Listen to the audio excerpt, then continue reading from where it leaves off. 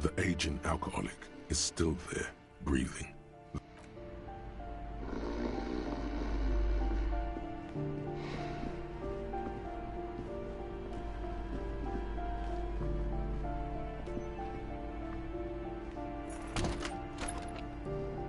Yes?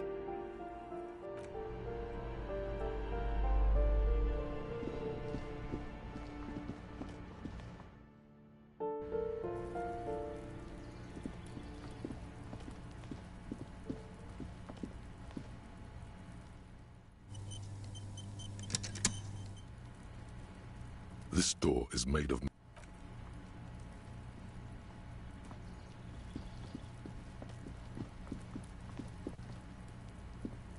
a weathered brown door. The number reads 20. Something smells good. Soup alongio. The lieutenant motions to you to go ahead and knock. This is the door. You already know it's the right door. Don't knock! Just leave! You don't need this! You don't need to sad it up! You're right. Let's talk this through. You hear light footsteps passing by the door, and We have our first preliminary identification. In all likelihood, the deceased is the husband of Billy Méjean. We need to confirm this, as well as deliver the death notification to Billy herself. Now, delivering a death notification is never an easy task. There's a reason why it's often called the most stressful part of our job. This is why it's usually done in pairs. You got this. I'll be monitoring reactions, ready to act if necessary.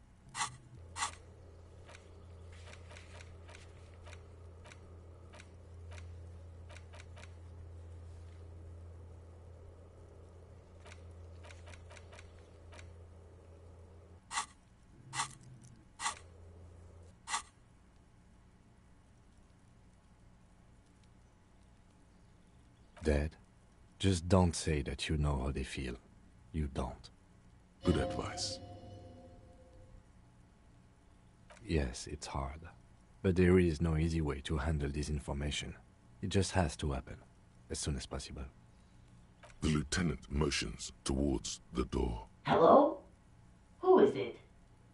And someone turns down the radio. He gives you a short, encouraging nod. The police. A moment, please give us a moment. Tidying up, nervously. There's fear in her voice. Come in, the door is open.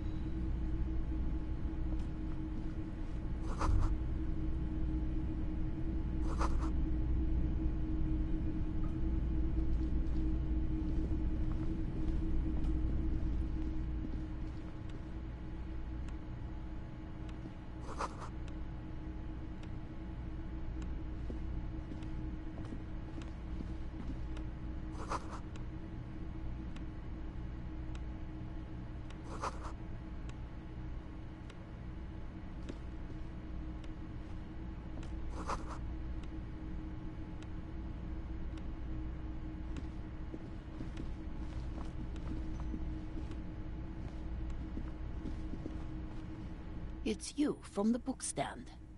Did you come to bring my cockatoo back?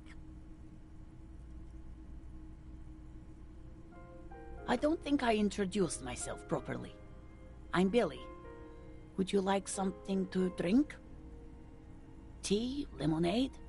We're out of coffee.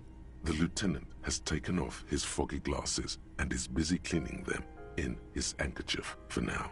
You're on your own here. He must feel vulnerable without his glasses. Is this why he's letting you take the lead? Is this about Victor, my husband? Is he in some kind of trouble again? I can come pick him up in the station if that's what. No, this is something much worse. Is he in a hospital? How bad is it? How about some small talk before you break the news? Definitely no small talk. This isn't the time or place.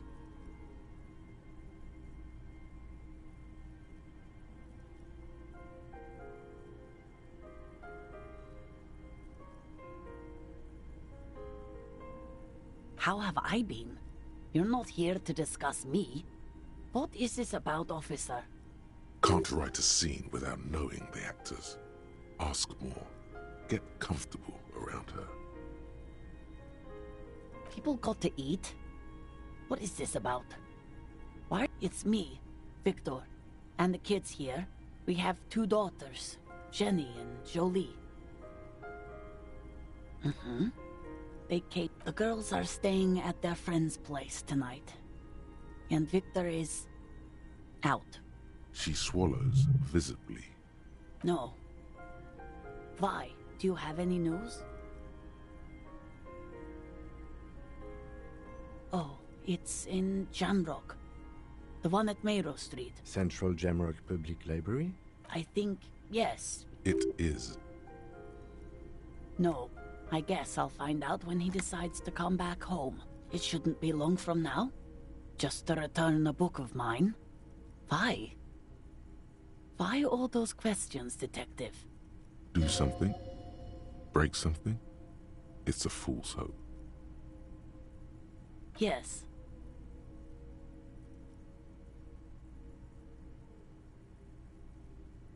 His old leather jacket. It's just your average brown leather jacket, but he bought it at... Yes. The lining is hand-sewn. It's blue. I tried to make... She folds her hands across her chest. I don't want to.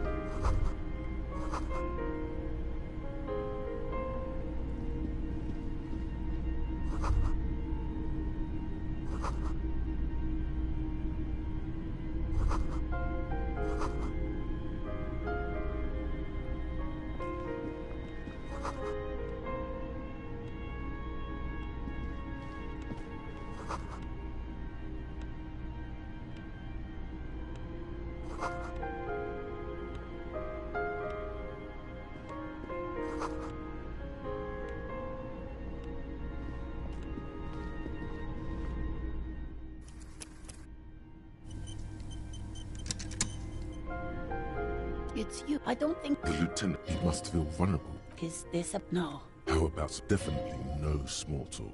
This isn't the time or place. You've done this before. Just keep your focus. What did you say? Oh. Oh. But... he was just... But he was just here. Alive. We understand this comes as a huge shock. I want you to know that me and my partner are here for you if you have any questions. Take your time, ma'am. What happened to him?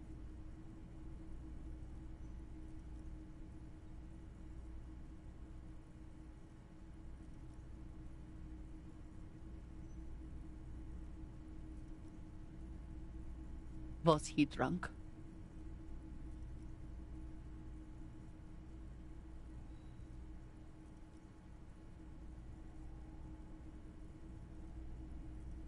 I see. And you just found him there, lying in the cold. How long had he been there? If you say 2 days maybe, it will be etched in her mind forever.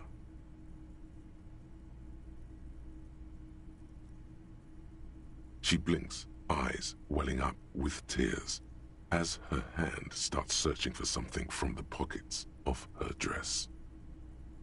The handkerchief.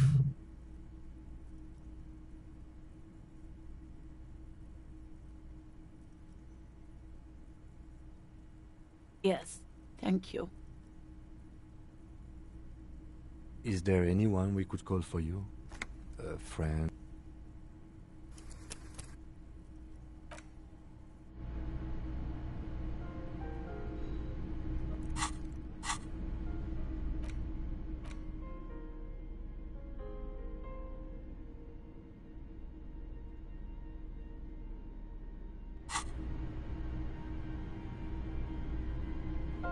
It's you. I don't think... The lieutenant, he must feel vulnerable. Is... No. How about definitely no small talk? You've done this before. What did you... Oh. Oh. But he was just... We understand. What happened to him? Was he drunk? I see. And you just... How long had... If you say 2 days maybe, it will be etched in her mind forever. She blinks, eyes welling up with tears, as her hand starts searching for something. The handkerchief. The woman wipes her face with a sleeve and manages to conjure up a small, terrified smile. She looks disoriented.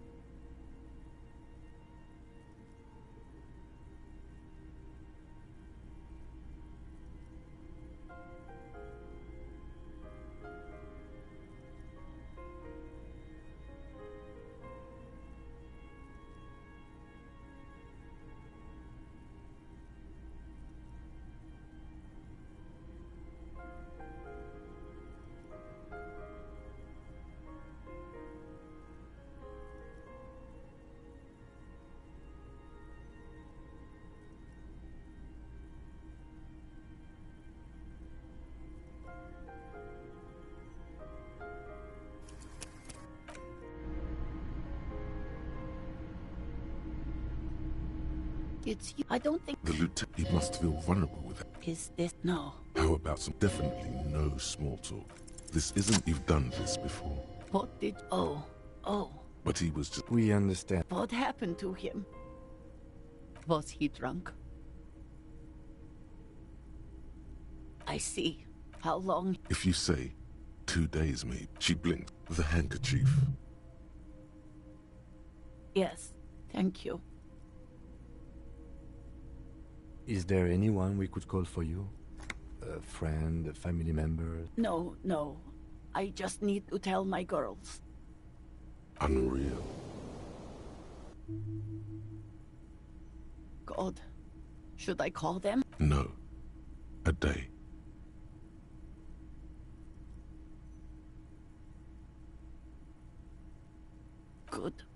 That's probably the right thing. Thank you. Just tell me, what do I need to do next?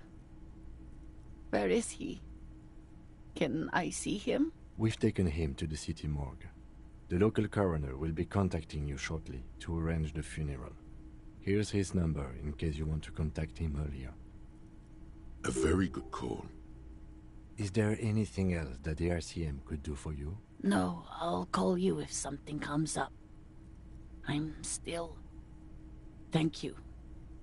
Thank you for telling me. I'll call if...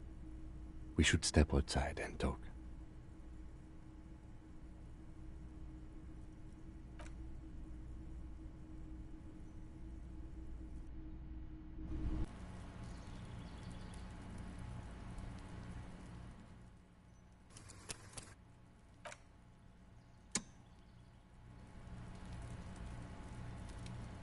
You did well.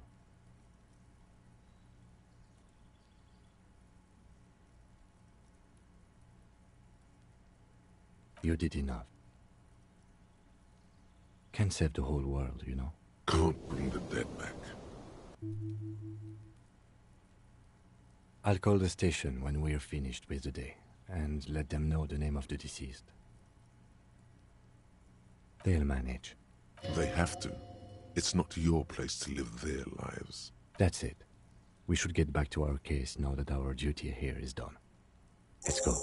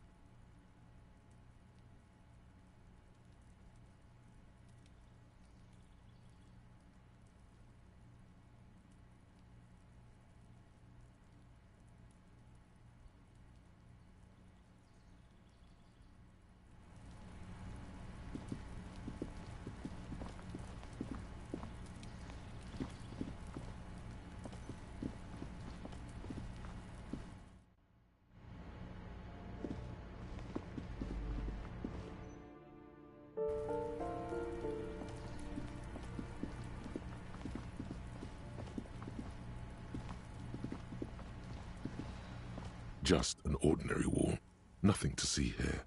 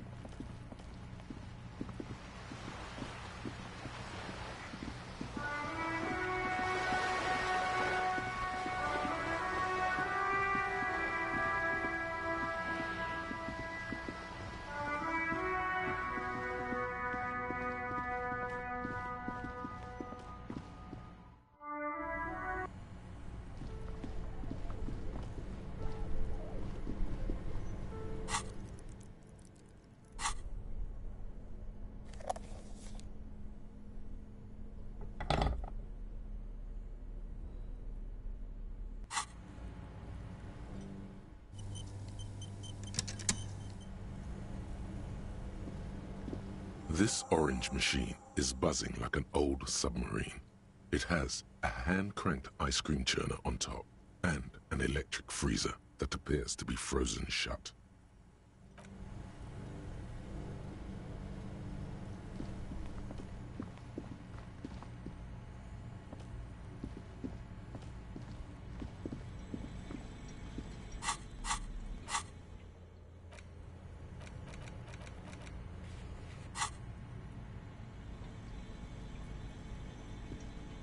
The bear's eyes are still glowing.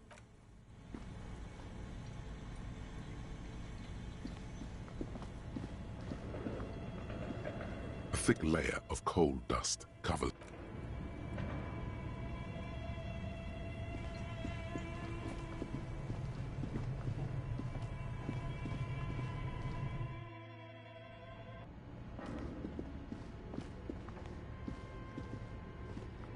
This old fire, a diagram for summoning some. The whole thing resembles Kadran mosaic tiles.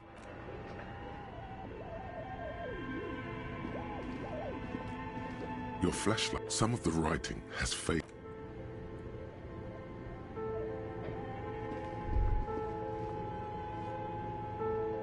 Yes?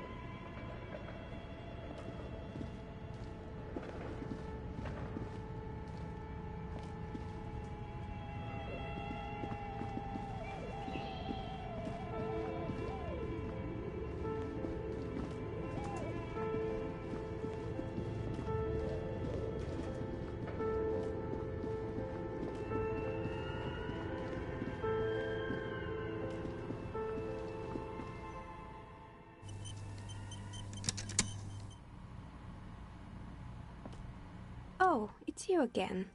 Are you looking for a die? You feel nothing. If anything,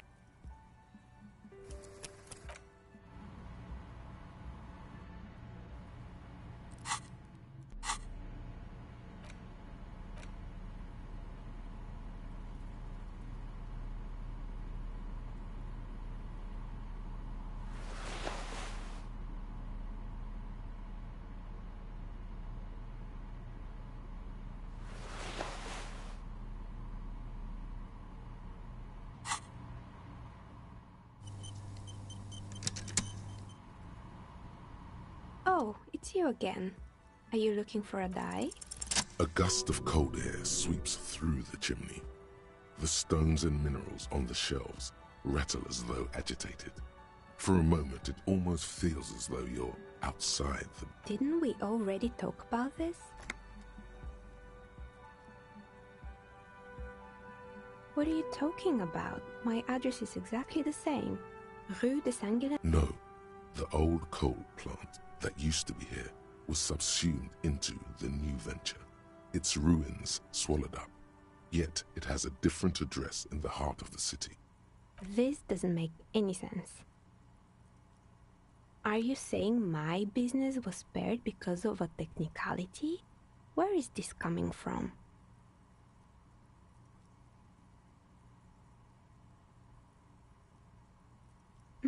You're right. I should take a trip to the roof once the snow is gone. Does it mean that I'm safe from failure? Don't let her become complacent. She still needs to ward her soul against the evil forces. She starts laughing, her fingers trying to rub away the exhaustion from her face. Do you know what this is?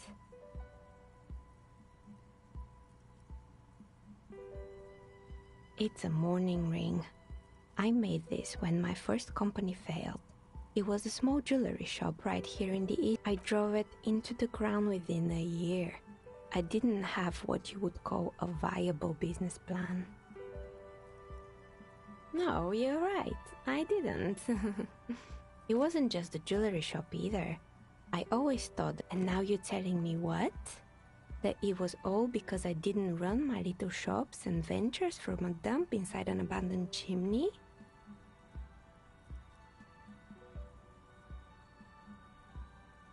Yeah. Or maybe it's the entire world that's cursed. That's why people like role-playing games. It's like every time you cast a die, something disappears. Some alternative ending, But anyway, thanks for sharing your theories, officer.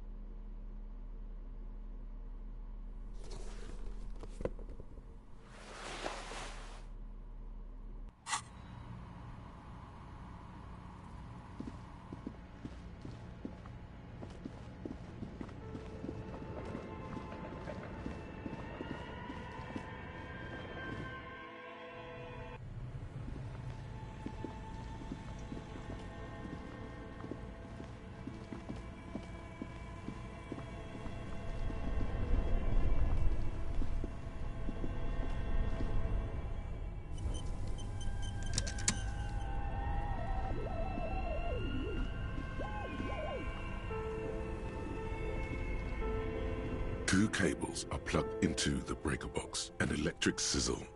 The room is slightly quiet. Something close to you dies with a soft electric purr. Very smart. Opening the lid should be much easier after the ice cream maker has defrosted.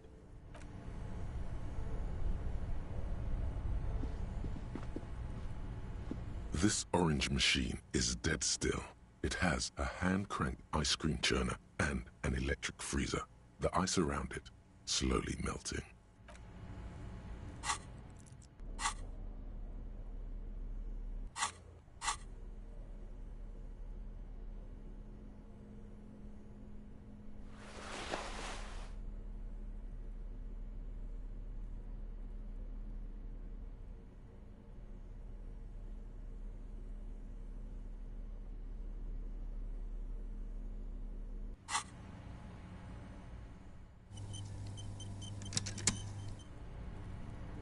This orange machine is dead still. It has a hand-cranked ice cream. Ice groans and howls under the strain of your giant Kvalsund multi-tool until the lid cracks open. Darkness lies inside, but you can faintly make out an object, intricate and foreign, left there for a sub-zero beauty sleep, a filament memory with the words, off-site copy. Disappointment washes over you as you stare into the almost empty. A scoop of ice cream would have been nice, yes. You gently lift the cube from its frosty bedding, careful not to damage it. We should take it back to Miss Lukanen killed as soon as possible.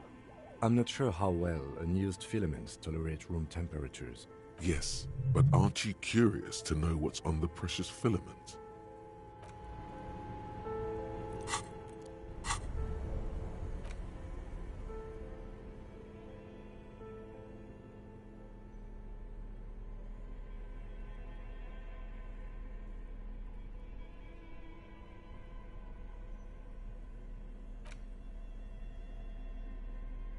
There's no way to listen to the tape but even just holding the tape, a pawn shop.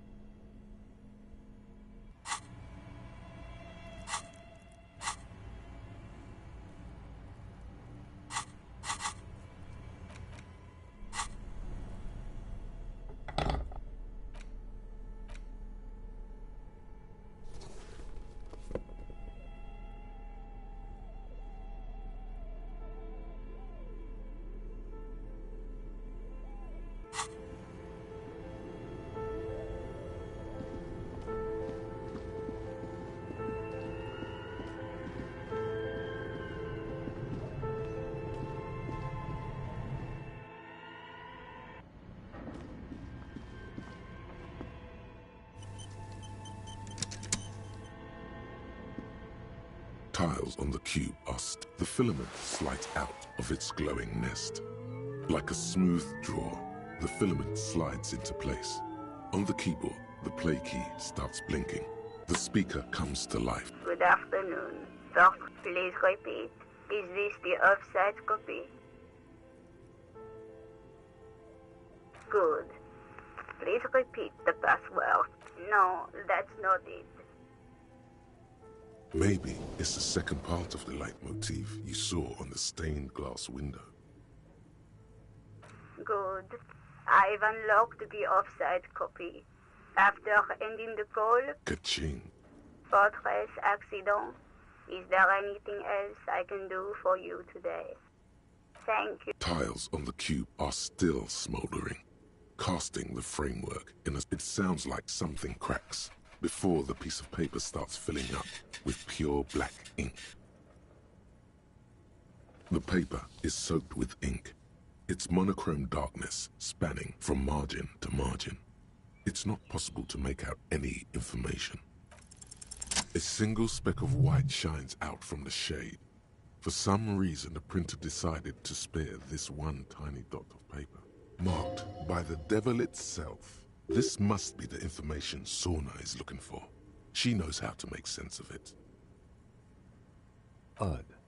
Something is obviously broken here. Tiles on the cube are still smoldering, casting the frame. The filament slides out of its glowing nest. Like a smooth draw, the filament slides into place. On the speaker. Good afternoon. Please repeat. Good. Please repeat the password.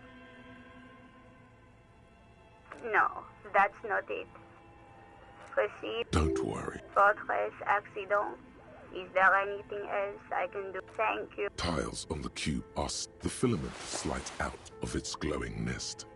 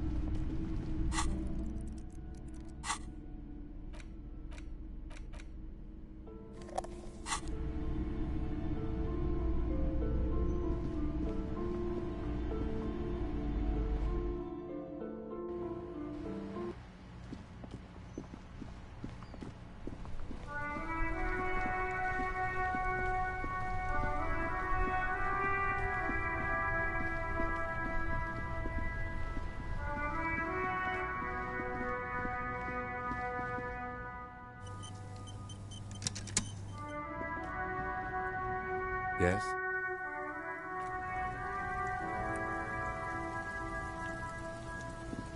You keep coming back.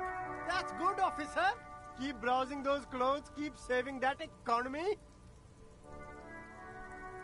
Gotta prepare for springtime, right?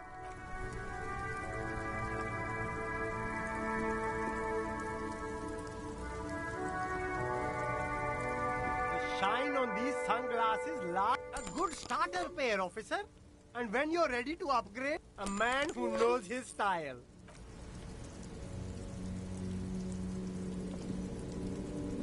The speakers below are banged up and worthless. The sneakers triumph over them. They're the star of the show here.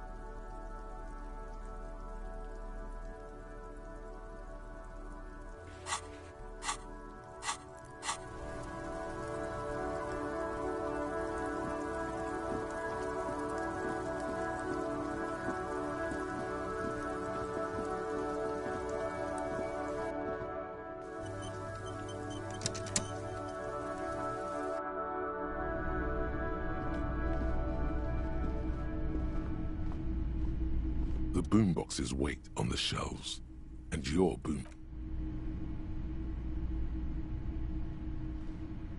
Hello, hello. Let me know if I can help you with anything. Traffic? I'm sorry, officer, but I don't drive. I just don't like it very much. Now that I think about it, I do remember hearing a thunderous noise the other night. Some kind of... That sure narrows down our list of suspects.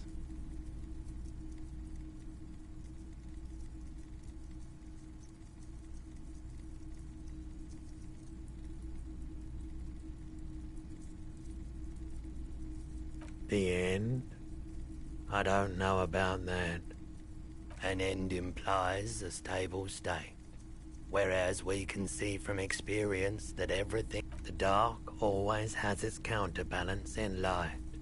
Neither will prevail. The cycle... Sure, let me have a look. Anything else you're thinking of selling?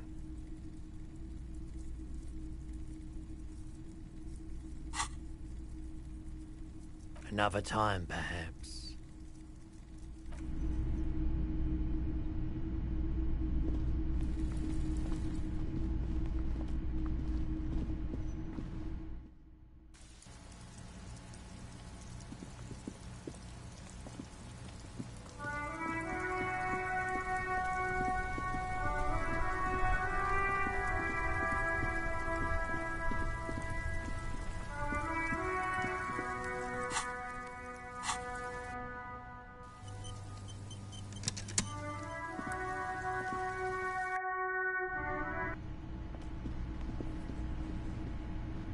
Hi, gendarme. Another rendezvous. Hello, hello. So what brings you here?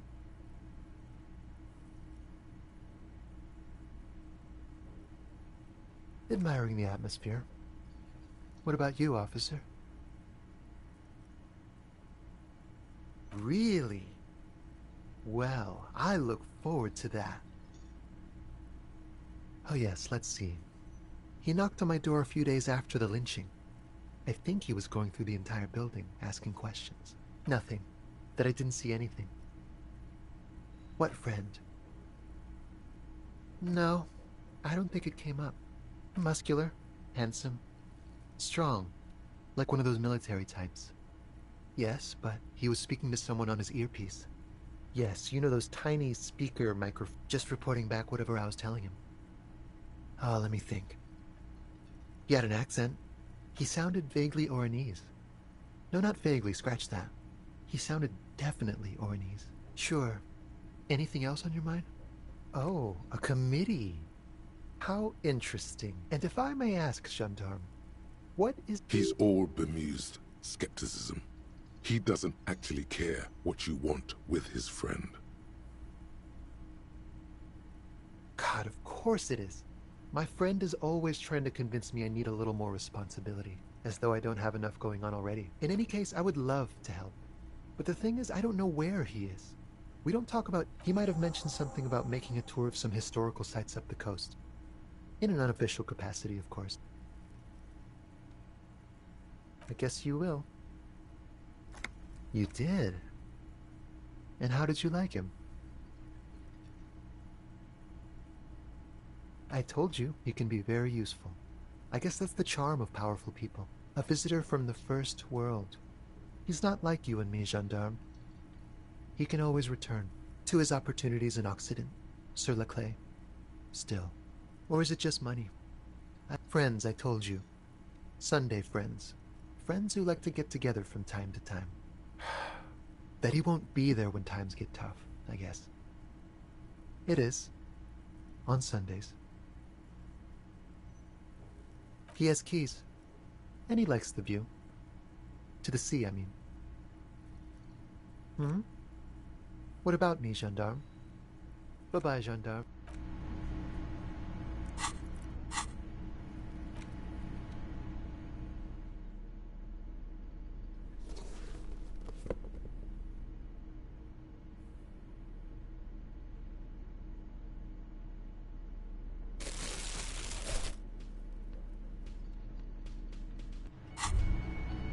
Hear that?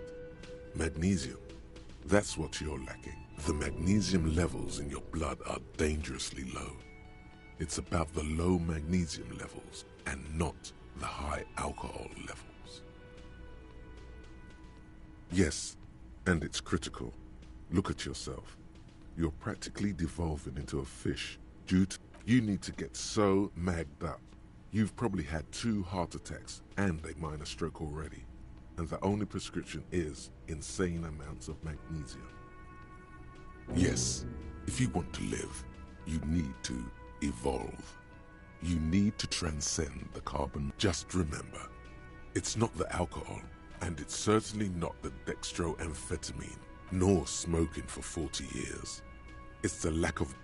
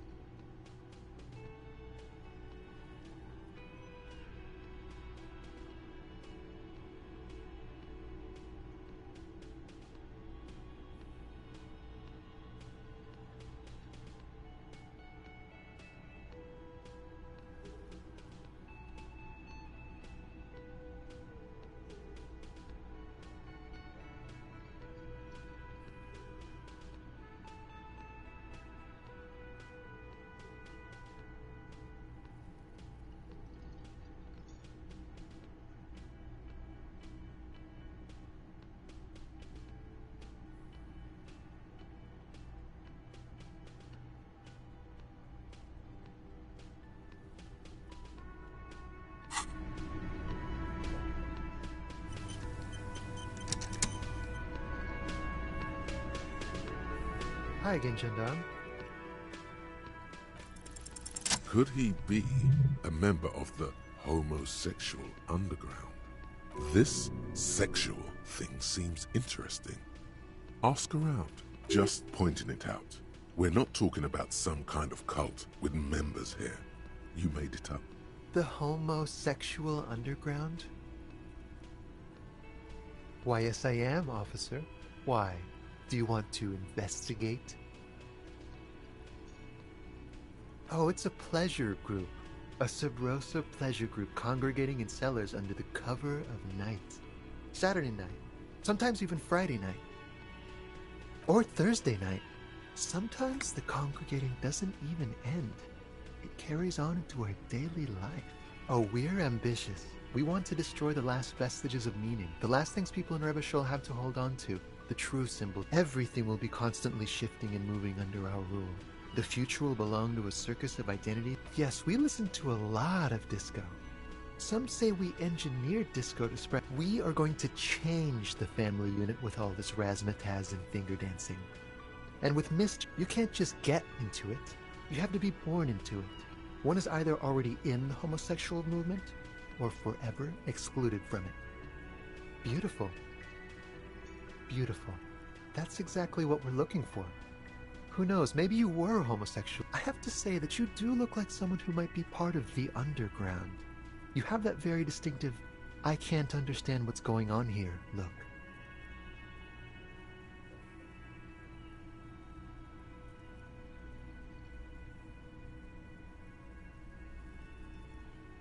Do think about it, officer. Absolutely wonderful. A man like you can figure out his sexuality in a working day. It won't be 20 hours unless you want to enter the heightened realms of the phantasm erotique afterwards. It may be 20 hours or more, but that would be on your own time. Bye-bye, gendarme.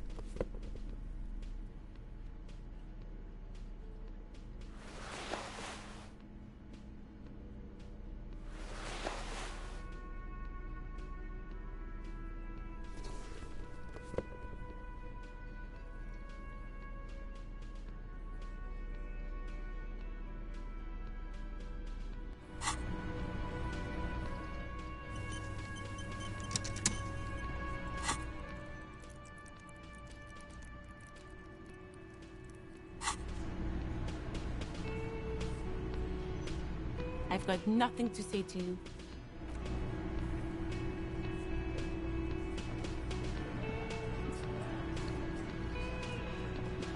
Looks like the circus left town, but the clowns are still here.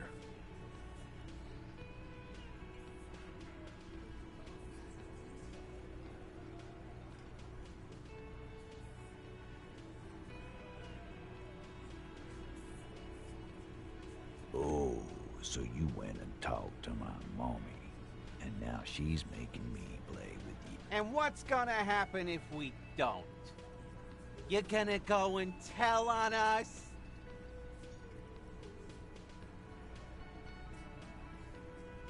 You gonna let him talk to me like that, Titus? Let's see. Yeah, I guess I am, you big pussy. The old man sent word you'd be around again. That's the reason I'm being so forthcoming with you. Don't wear it out. But having Everard back you up like that did seem to have some effect.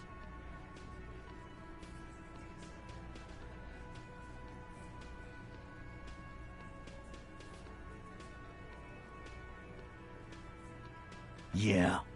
By friends, you mean his squad mates from Crenell. Wouldn't want to beat up his grandma.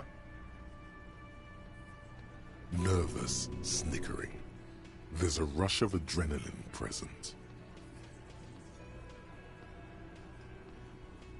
This is what happens if you take the law into your own hands. Other people start doing it too. Let them come. The Hardy Boys are right fucking here. You heard the man. Right here. We're armed. We got the whole... Yeah. A well-oiled northern machine. The mood is on the rise. They're feeling confident, ready to punch out the whole Merc platoon. The fuck is that supposed to mean? We're not bees. We're men. We're socialists. Easy, E. He's trying to phase you. What are you trying to do? So are the local gangs. The fucking Barmy Army. And the mod... Yeah. Where are they now, huh?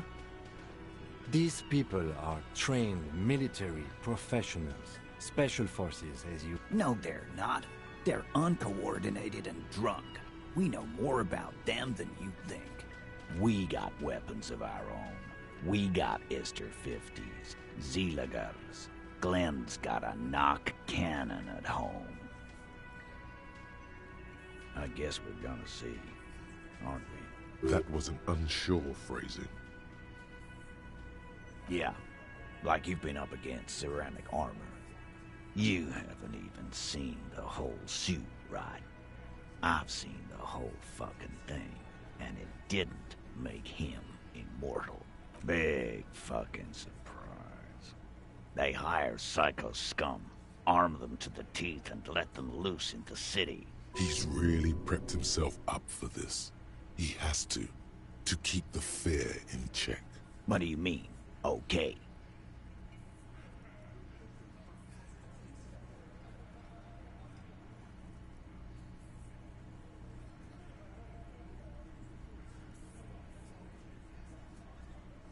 No, they won't. Get out of here with your negative energy.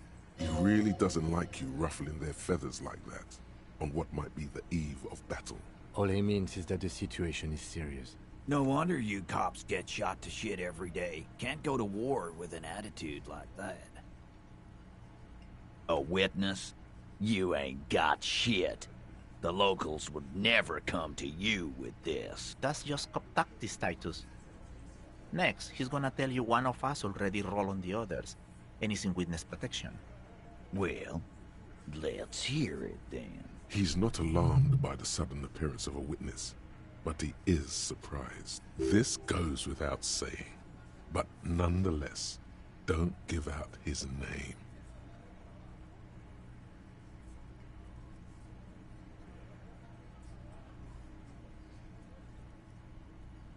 It's like you said, Al. Copper's coming up with this on the spot. I've seen this shit a million times, Titus. Fly fishing. They are desperate. Tell us, Copper, what wacky claims did he make?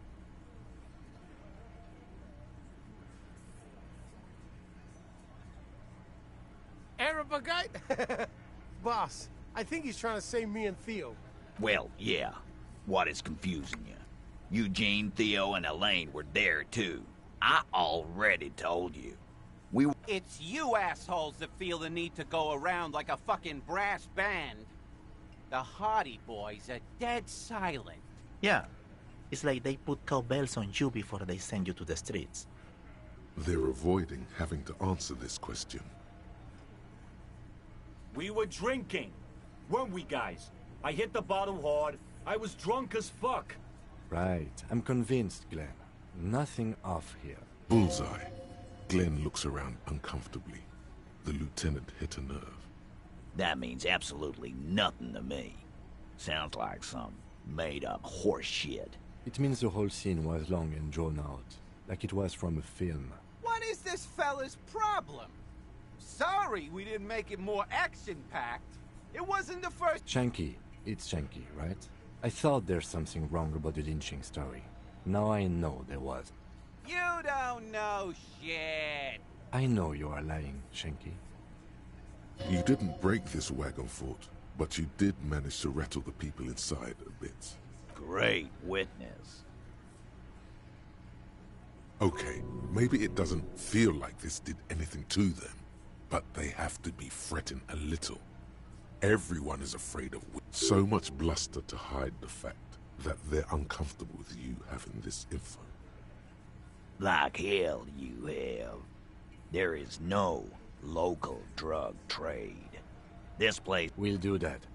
In the meantime, did you know that there's an abandoned lorry at the intersection that was used to move raw ingredients for drugs from Terminal B to Jamrock? The person driving it was present at the hanging. It was one of you. We've connected the footprints. Detective, do you want to deliver the coup de grace? No, the thunder is his. Leave it to the lieutenant.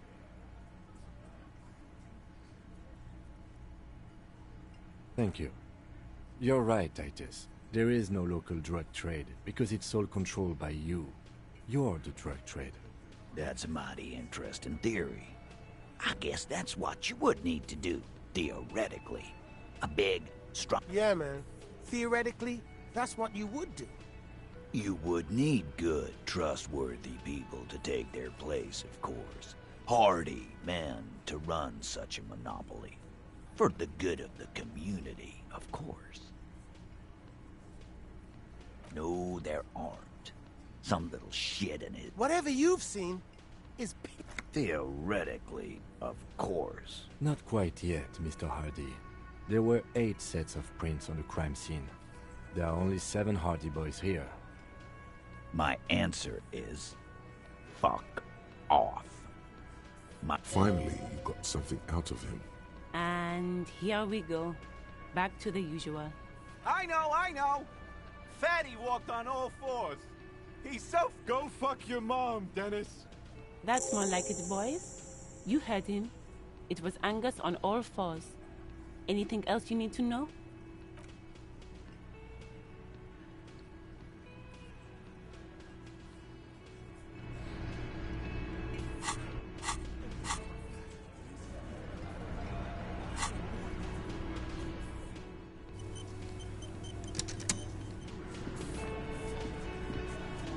Behind the dockworkers, a ceiling-height window. The hawthorn branches scrape the glass like bony fingers.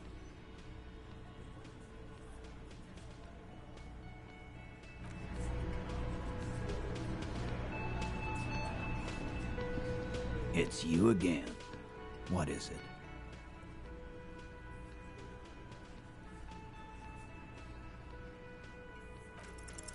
Establish off.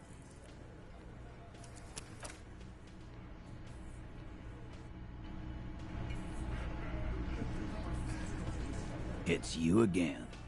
What is it?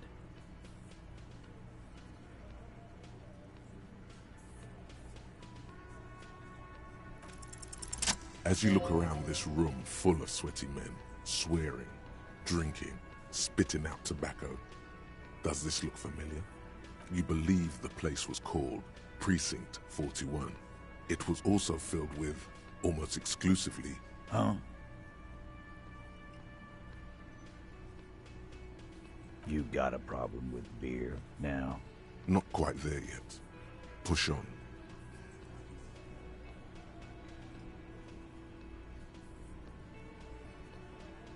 Speak for yourself, buddy.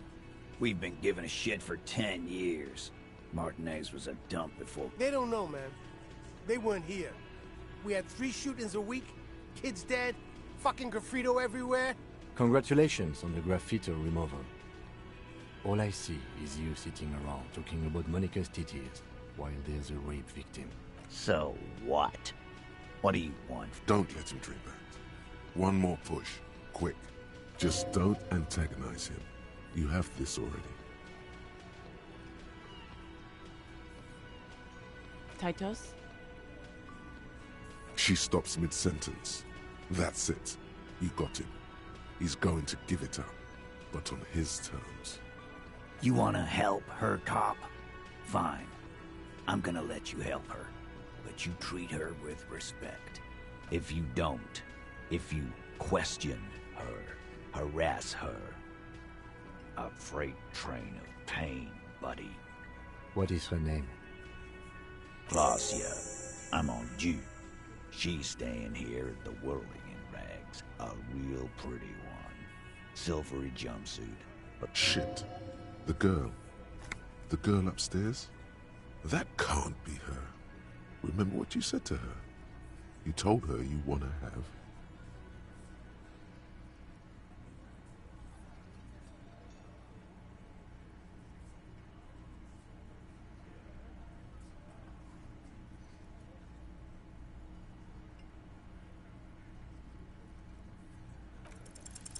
You inexplicably add cool after the victim's name, with your eyes bulging like some wild beast. Your fingers are fidgeting. I don't understand what's so cool here. Nothing. We just have a few more questions. Then we'll be on our way. It sounds like you're having a heart attack. Whatever you said, it couldn't have been that bad. Please relax. Whatever you do, do not tell him you know her. That would sound off. Calm. Normal. Try to forget this little hiccup.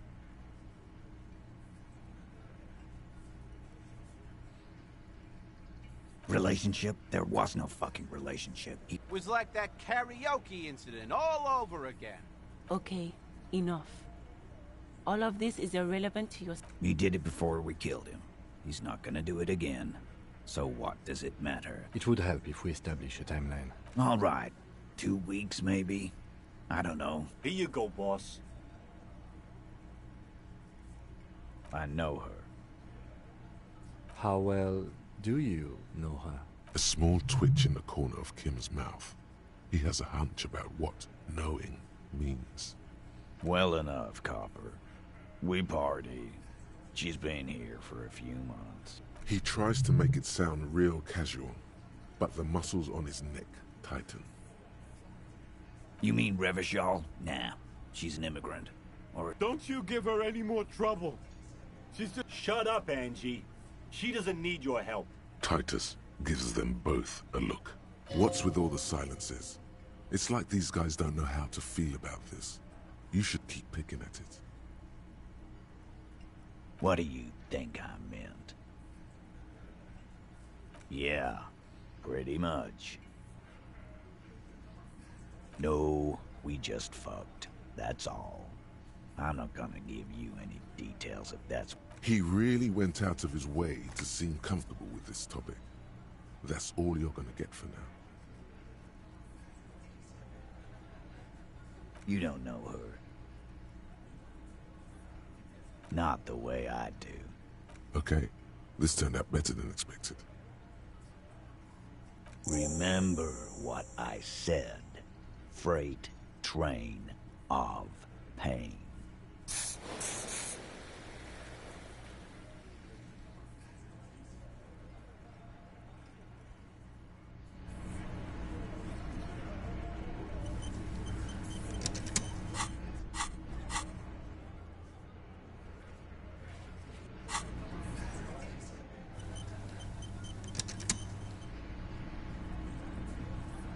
Officer, what was that?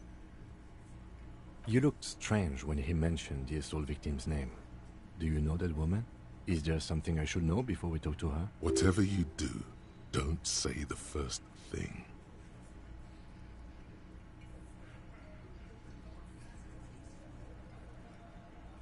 Okay, that's manageable. Understood. You were not in good shape on Monday. Understood.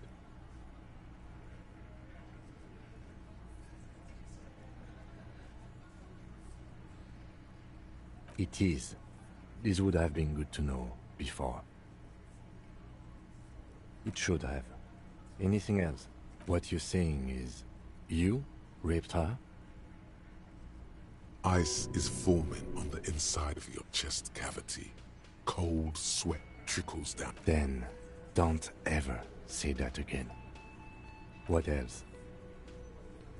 We'll be alright. You feel... Is it though?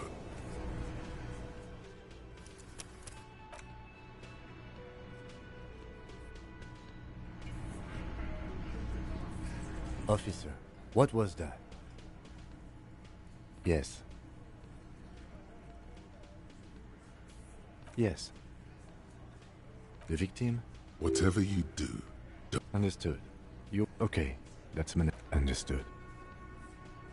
It is. It should have. Anything else? We'll be alright, Lieutenant. This is nothing. You feel fortified by his assurance. It's going to be alright. Is it though? Nothing? You're still in for a bumpy ride here.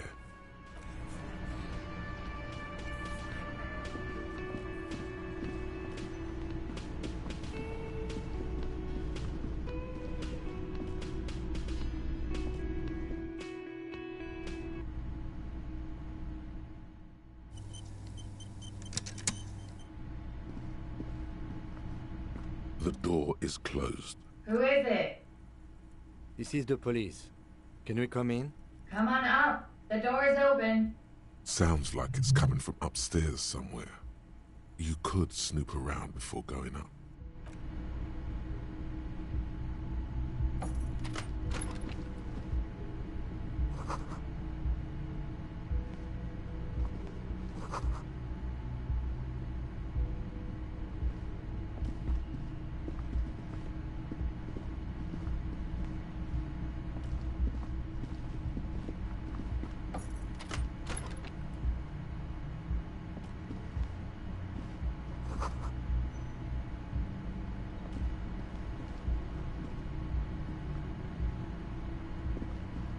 This medicine cabinet is full of wares.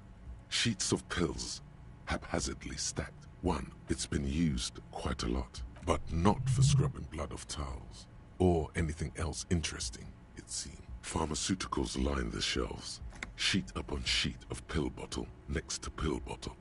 Acetylic... Anything of note? Pill bottles rattle like bones as you search the cabinet. Paracetamol. Nacra. This is used to treat opioid overdoses. Always handy to have around. Interesting. That's used for diamorphine overdoses.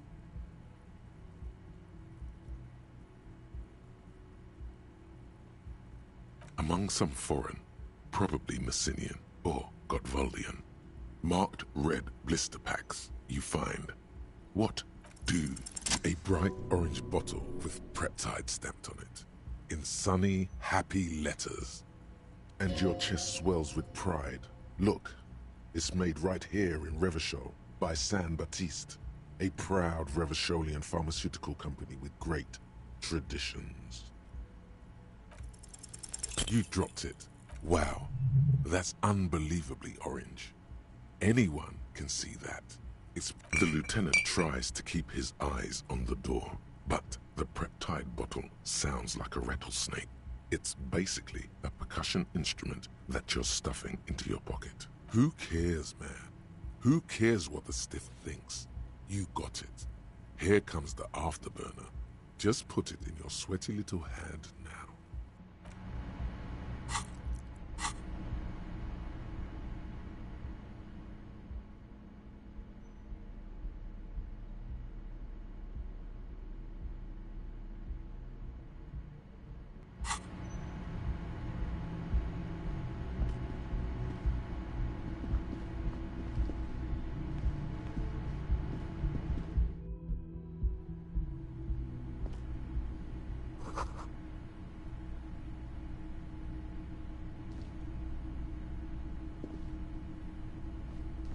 This window is pristine on the inside, unlike the one next to it.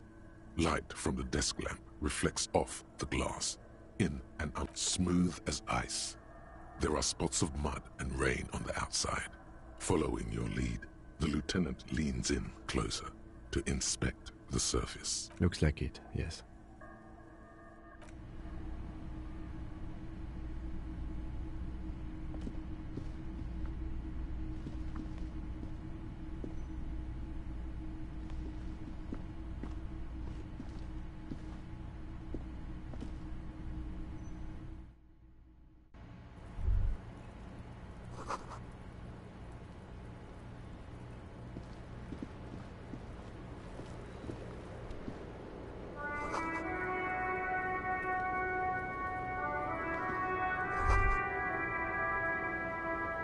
Just as you look at the flowers, a gust of wind raises them from the roof, picking them up in the air.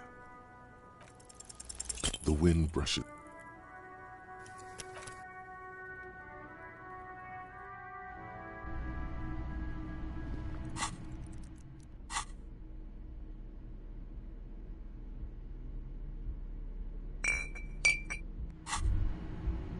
Now that you've acquired some stimulants, it's time for a little pick-me-up. Time to detect. It will make you into more than that. A mega cop. This is see? That's your problem. A lack of... It's not ideal, no. But you raise the bottle, close a nostril, and inhale furiously. Now the taste is slowly receding into your throat. And, let's be honest, there's a little chest pain. You could work with this high. Like, literally, work. So, whoa, this shit is strong. Time for a little truth. Tell the lieutenant you did some. Clear the air. I'm not your mother. I don't care. Do what you have to do. As long as you remain functional, he thinks. Now, let's get back to work. To this? You kidding? There are downsides to not being on it. There are massive downsides. It's a potent neurotoxin. Spring. In the bottom right corner of the screen,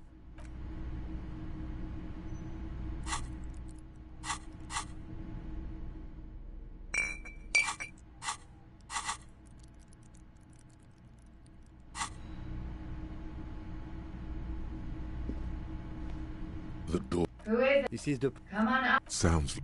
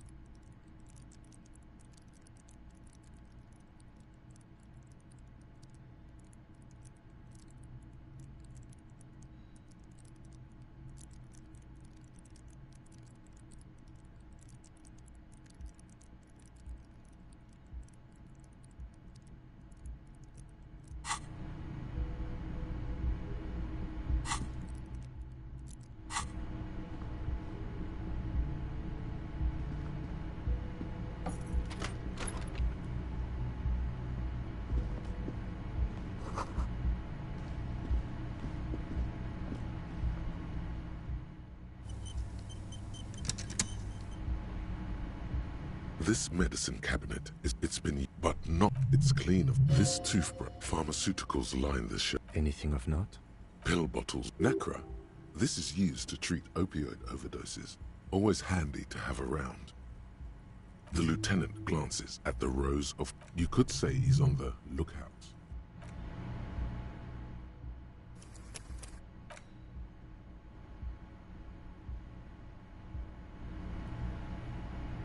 This medicine cabinet is full of weird. It's been used, but not. It's clean. This toothbrush belongs to someone who doesn't.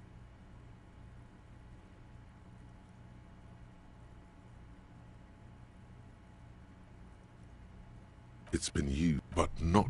It's clean. This toothbrush. Pharmaceuticals line the shelf. Anything of note? Pill bottles. Nacra. Interesting. That's useful. You could say he's on the... Among some foreign. Probably Messinian or Gotvaldian. Marked red blister packs. You find a bright orange bottle with... And your chest swells with pride. Look. It's made right here in Revachol. But silently, the bottle slides into your palm. Feels so sleek and beautiful. You got it. Here comes the afterburner.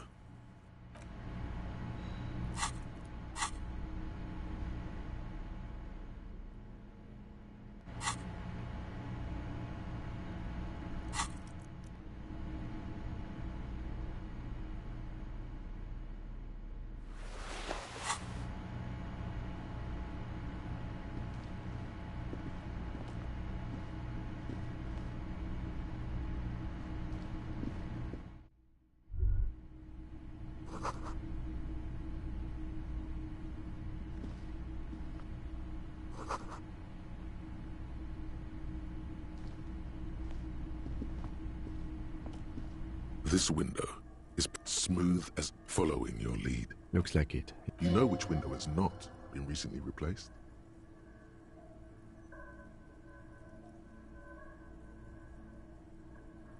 Yes, that one. Cold wind is sea. Stop distracting him! He has work to do! Plus, if I recall, the window has been giving him shit ever since he got here!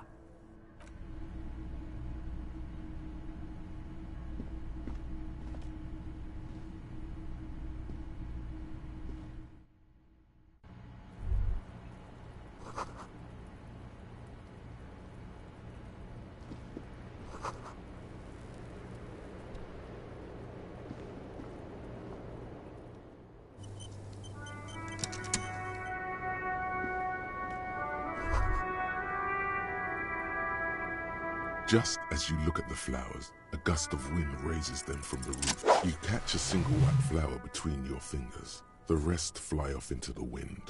It's a Maybell. The young woman looks at the Maybell in your hand. Just a glance, then takes a drag of her cigarette. The lieutenant gives you an acknowledging little nod.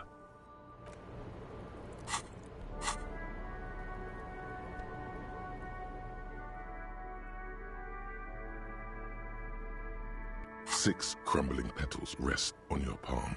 They're white, a bell shape. This is the Insulindian lily, called Maybells or Lucille's tears during the Revolution. Girls used to pin these on soldiers before sending... This flower is a spring flower, but it's a bit early for that, isn't it? The revolutionaries, so the communards and the anarchists. White's their color, but a custom... It's about girls and boys more than sight. Girls sending off boys who are going to their deaths, then also dying themselves in the ruins from dysentery and consumption. It's a symbol of the Civil War. Yes, but not this early, not to my knowledge. It looks dried, preserved. Maybe, maybe not. We'll see. The petals feel dry and fragile in your hand. Water flows under the channel bridge. Dark water. You rub your sides for warmth, but there is none. Inland, above the Martinez distributary, the channel that brought wastewater from the silk mills of Jamrock, and the wrinkled fingers of an old man crush. Wait, have you noticed there's a war veteran playing a ball game on the plaza? You should ask him about the flowers.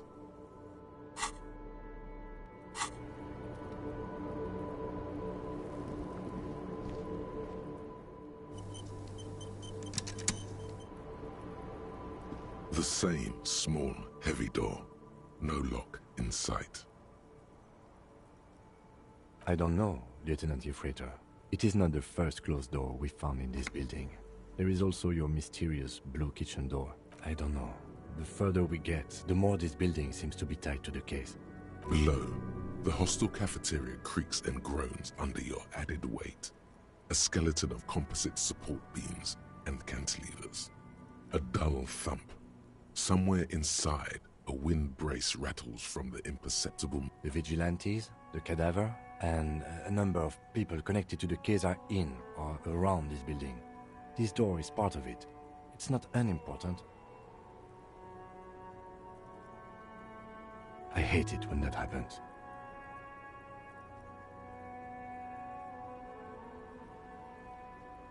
It's barred from the inside.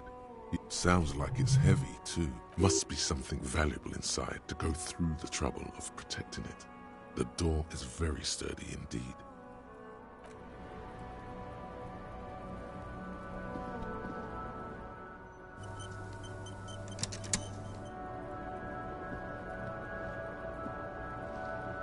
Welcome to the roof. Her hair is still slick from the shower. Below her silvery jumpsuit, an athletic young body, built long and lean. I'm sorry for the mess down there. The cleaning lady hasn't come by in days. I'm beginning to wonder if she ever will. Nice. I don't know about that, officer. Where the ripe corpse of a man still lies on the ground, spotted with green and purple. The woman doesn't flinch, but there is something in her light brown eyes. A sadness. Oh yes, legends of room number 1 have made their way around the building. They say a portal to hell has opened in there. They also say that's why the cleaning lady quit. Because of the infernum. I'm Kim Kitsuragi. I'm a detective from Precinct 57. I believe you have already met... Have I ever? This is the one and only superstar cop. He's kind of a big deal around here.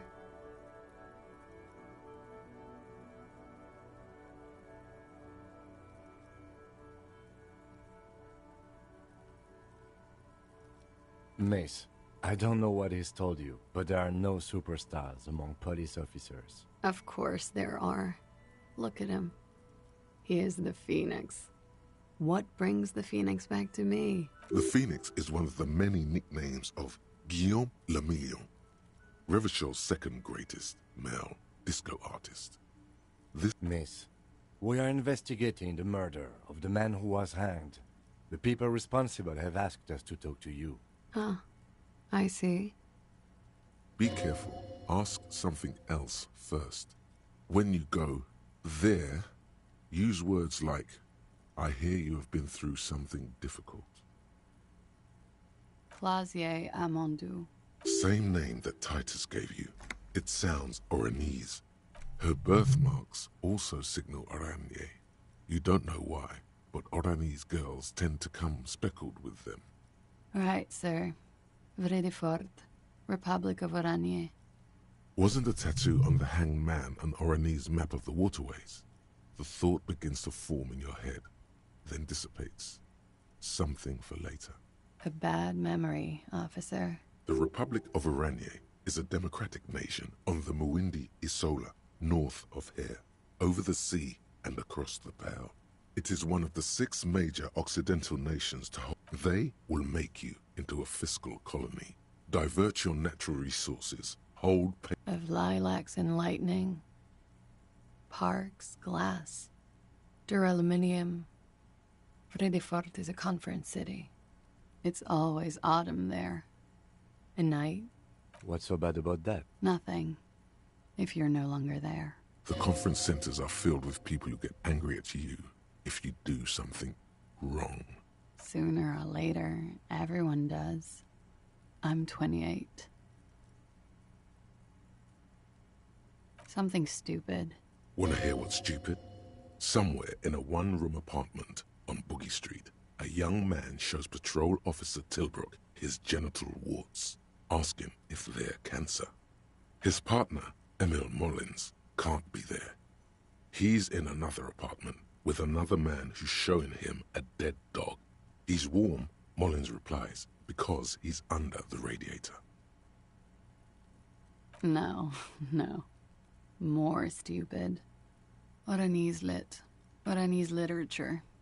It's what I studied at the university. Fear of failure, fear of death, how it sucks to be Oranese. All national literatures are... What about Revacholian literature? People sometimes reveal things about themselves when they discuss such matters. No.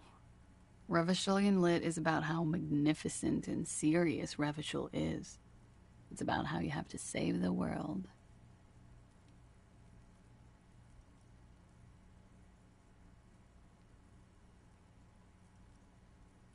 Strange. Usually the Revacholian hero does not save women.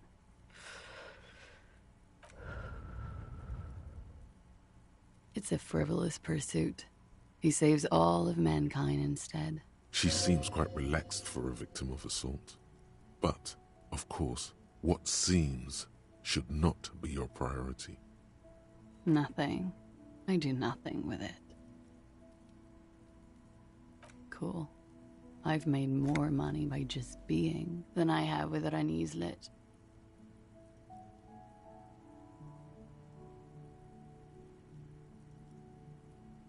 Many things.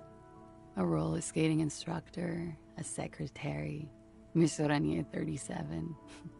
It's the world's most tired smile. Miss Aranya, now there is something you should linger on. It's a beauty pageant, held in the year of our century. She was 14 at the time.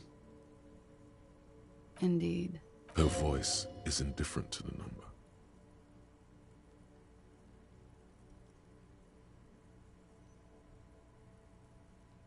Full disclosure, I was Miss Teen Oranje 37. The pageant was discontinued recently. Another innocent tradition bulldozed by the march of ethical progress. I'm afraid you can't, officer. Why is that? Because it's buried in a sealed plastic bag at an undisclosed location on the coast, along with cash and airline tickets. Thank you for your candor. Why? They say so in your tourist brochure. Keep travel documents away from your person when west of the river.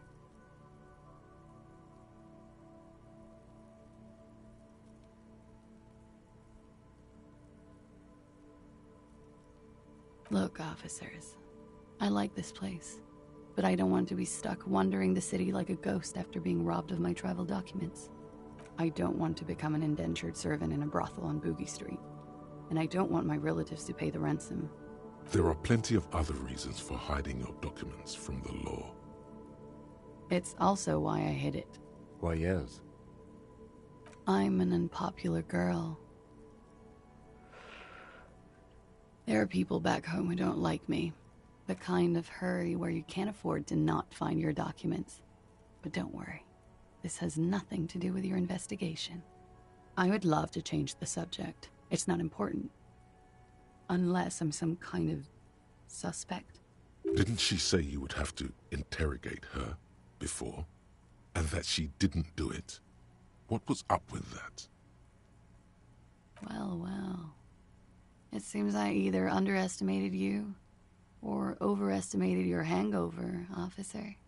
If I didn't know better, I'd say you feigned that fuck having lied to get me to say something stupid. Was that so? The lieutenant gives you a little look. It's good we discussed your history with her, he thinks. I can play along.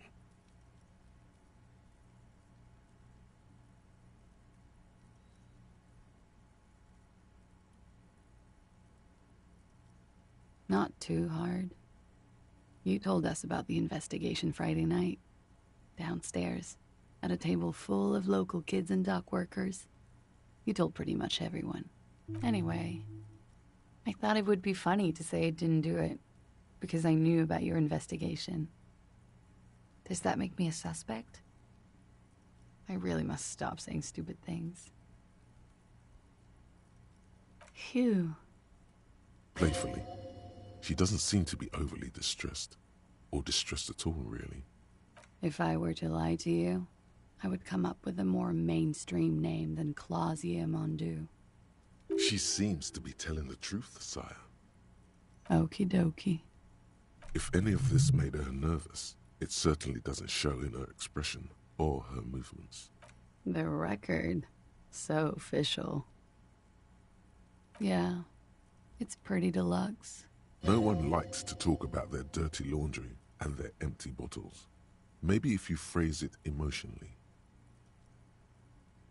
I'm wintering. How long have you been staying here? About 4 months. I came in November. The bills downstairs concur. Here in the Whirling, here in Martinez, or here in Revachol. I always wanted to see the only city in the world in the worst time of the year. It's a tourist thing. This is by far not the only reason she's here. And she isn't really hiding it either. Yeah, I've contaminated it pretty bad. The contamination spreads from room to room. First, I escaped upstairs. The SAD got that too. Then I found the handle for the summer door. For me, it's a mix of me with a lack of cleaning services. Talk around the establishment is, you have an industrial SAD spill in there. Cool. I think I'm developing a pinch of that too. It hasn't done wonders to my taste and interior. Thank you. I've put a lot of time and effort into it. Technically, possession of narcotics is legal in Revachol, but you should still reprimand her. No, don't listen to the stiff. Be cool. With money, sir. It's not exactly the anti-star-sized caboodle I intend for it to be one day. The Anti-Star is, or was, a Vespertine rock and roll star who liked to do drugs. He did so many drugs, he eventually mutated. Comes in handy when you've done too many opioids. Is that something that happens to you often, miss? Better safe than sorry. Oh, yes. One of my favorites. Like, not being able to stay up for 36 hours. Not being happy. It cures those ailments. It's just a mirrored speed molecule, basically. Huh? Motherfucker took my Preptide? Looks like you owe me one, officer. I'm talking serious corruption here. This does not amount to actual corruption. I can easily log it under confiscation. Robbed by common highwaymen. It's hard to tell if she means it in earnest or as a joke. She's not angry, but it's true. She's gonna have to find some more Preptide now. You tell me, officer. I've been trying to open it, in case the contamination gets to the roof and I have to move on. No luck. It is. The lieutenant makes a note in his notebook. He finds the answer unsatisfying. Okay. Watching herself reflected in the bedroom window, tall and sparkling and draped in smoke. Something difficult?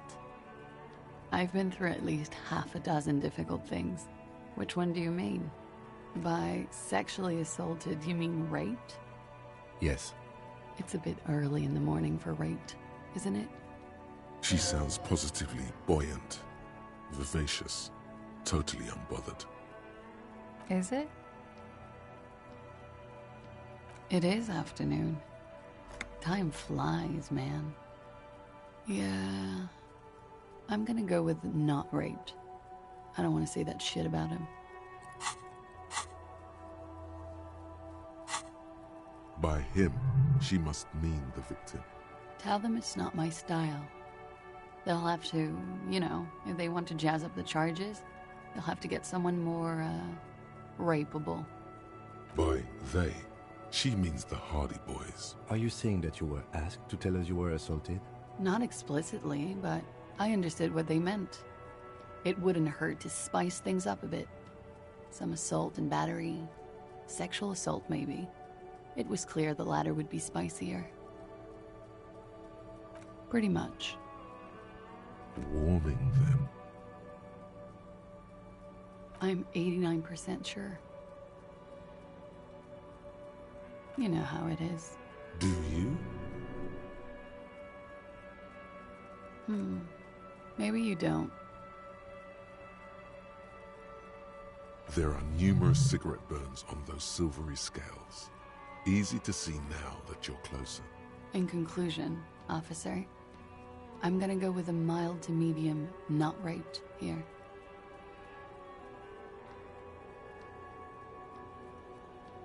Serious. You hear cracking in her shoulders. Let me make this 100% clear then, officer. I was not sexually assaulted. Would I be this flippant if I had been? We partied. A lot of partying going on. From Titus. About her and Titus's relationship. That's where you heard it. With all due respect, sir, I think we partied a little harder than that. Please, you're alive and 50.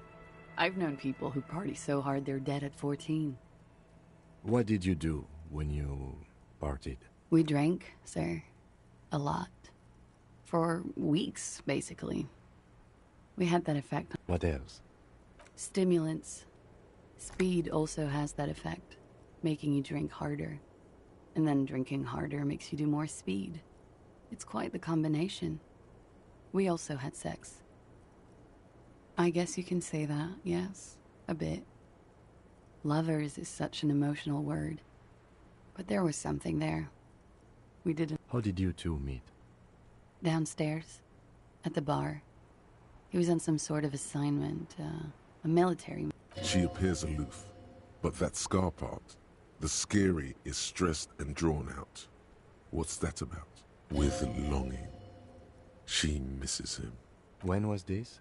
A month ago? Something like that. Oh yes. I have multiple viewpoints. From the roof, out of the bathroom window. A bitter cringe. It hurts. You look to the lieutenant. He takes a small step closer. You called us, the RCM. Yes. Jackpot. I made it. And I would appreciate it if you didn't tell everyone. In Martinaise, they call it snitching. Reporting crimes is confidential in Revachol, miss. I didn't exactly disguise it. I just muffled the mic and nicked the landline a little. With nail clippers. And I diverted some radio fuzz into it. Into the cold wire. So that's why the phone is out of order. She tampered with the whirling landline. Did I? Fuck. I didn't mean to. I had no idea what I was doing. Jigsaw falling into place. This is satisfying. Good catch. I appreciate the symmetry. I don't know, sir. It was stupid. I was drunk, too. I was probably afraid the Union was listening in. Locals say they have ears in the wires. Thank you for making the call, miss. It was the right thing to do. I didn't want to, sir. But if I hadn't, he'd still be hanging there. He won't be down there long, miss. We will move the body to the morgue soon. I'm sorry, I can't do it. Not right now. Later, maybe. I keep seeing him. Like he is now. I can't talk about his... I don't know... hair. I know it's difficult, miss. She meant she sees him in her dreams. You have? Not like I do, I imagine. She sees them in each other's arms. Yes. And then he's dead. His mouth agape. She dips the cigarette in the lighter's flame and inhales. I can see the similarity, yes. Funny. Funny how? Nothing. I also saw him. We had a long inspection and that sort of thing sticks with you. Let's move on. He had something to do with the strike. One has been roiling since I got here. Rotten timing. And his role in this strike was... what? I think he was in a security detail. He was ex-military, worked for Wild Pines, and against the Union. We didn't discuss work much, if you know what I mean. But I understood it was dangerous. And they lynched him for it? She nods. They're frequent guests downstairs. They have a booth for Union members. They're probably down there now. Over drinks. It's been a long, boring winter. A little, yeah. Like you partied with the deceased? No, not as hard. I'm sorry to have to ask this, but have you had a physical relationship with any of the Hardy Boys? I have. Which ones, sir? I don't remember precisely. Titus, obviously. But as I said, it's been a long winter. Could that have been part of the reason they hanged him? I hope not. Actually, I know that's not the reason. I'm careful about that kind of thing. Not crossing the wires, you know? But men like that? I don't know. It's the way their imagination... She changes balance from one foot to another, crossing her legs. She breathes a silvery sigh of relief and weariness. Should we head by downstairs, officer? We may have things to discuss there. She nods.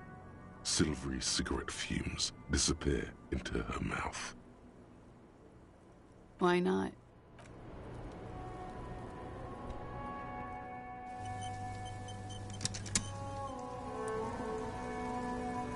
Officer, what brings you up here in the rain?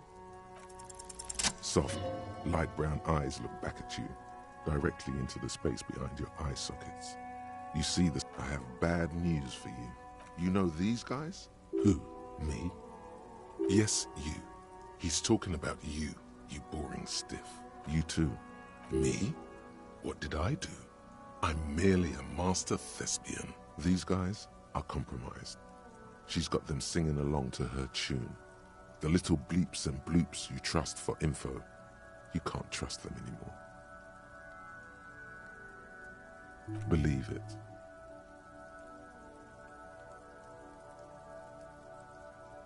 There's no way of knowing. At the moment, I'm afraid it's best to assume all of them. Bullshit, man. I ain't compromised. Especially that guy. That guy's the most compromised one in here. No fucking way, man. I just want a drag of that sweet menthol Ziggy. Really? Quick. Tell me what's under her jumpsuit. Glory. Truth. Softness. Protect her. She wants you. I take it back. He's got it pretty bad. But this next guy's... She likes you. The crown head is a boring condom. He's jealous. This is human nature. How it always does, through subtlety. There's nothing you can do about it. You are how you are, and she is how she is. Things will go as they do. No, it's better to know you're being played than to be played without knowing it, is it not? I think it's safe to assume, yes, Mr. Thespian here hasn't been speaking up. If he were, I suspect there would be paeans to her truthfulness. Like this, she is a lady, most fair and just. In his defense, to reduce him to such inadequacy, she probably had to employ half-truths more often than outright lies. That is correct. And omissions too. A little. They're all still of limited use, interpreting things to the best of their ability. Maybe, but when it comes to assessments of character and factual accuracy, they are not to be trusted. Not with her. Don't be melodramatic. You can trust them. Just not with Miss Oronje Disco Dancer here. A light green speck and imperfection on the outer rim of her right iris. It sparkles. You can't draw a sound conclusion. The one he usually does says, she may want to control the information rollout, not to become a suspect. She may have a past. See? It's oddly moderate. Probably compromised. Don't worry. It's only been 4 or 5 seconds. You've got this. The silence broken. She exhales a little cloud of smoke and says, God, no.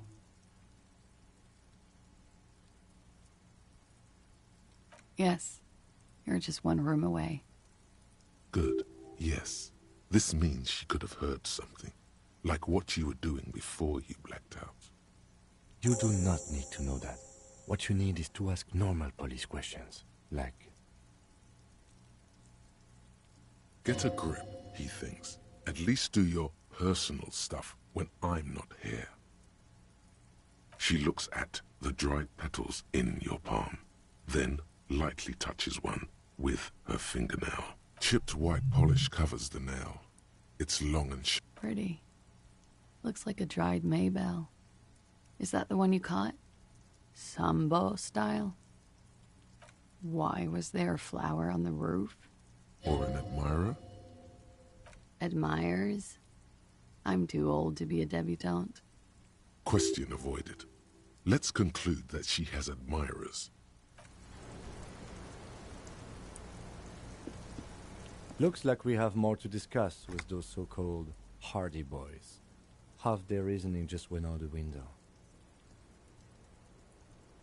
Nothing will make them respect the RCM, but it will disrupt the game they prepared for us.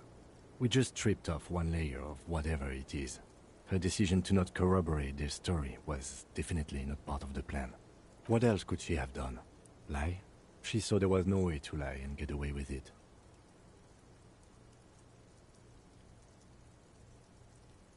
If not you, then me. It was a smart move from her.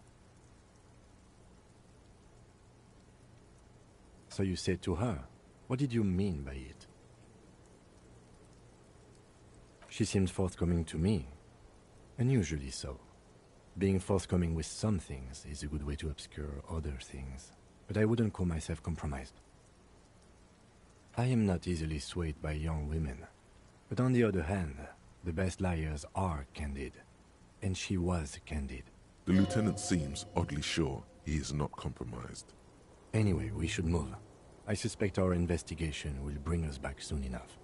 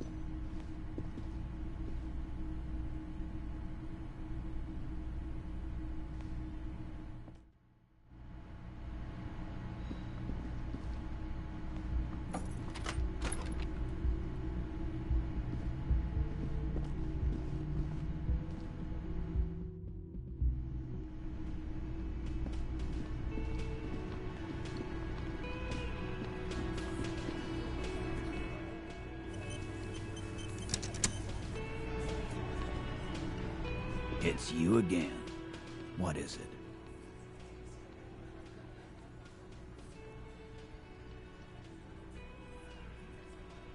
Fuck! I knew that fucking whore couldn't be trusted. You've hit a nerve. Titus is furious. No, more than that. The loyal Titus feels betrayed.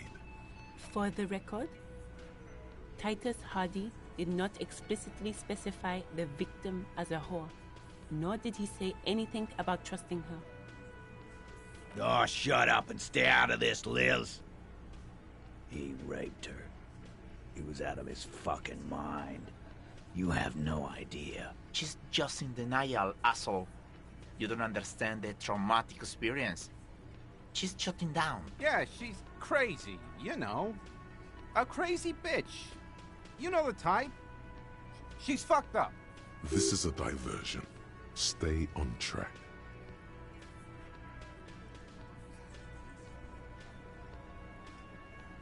Lawman, I'm at the end of my goddamn rope with you.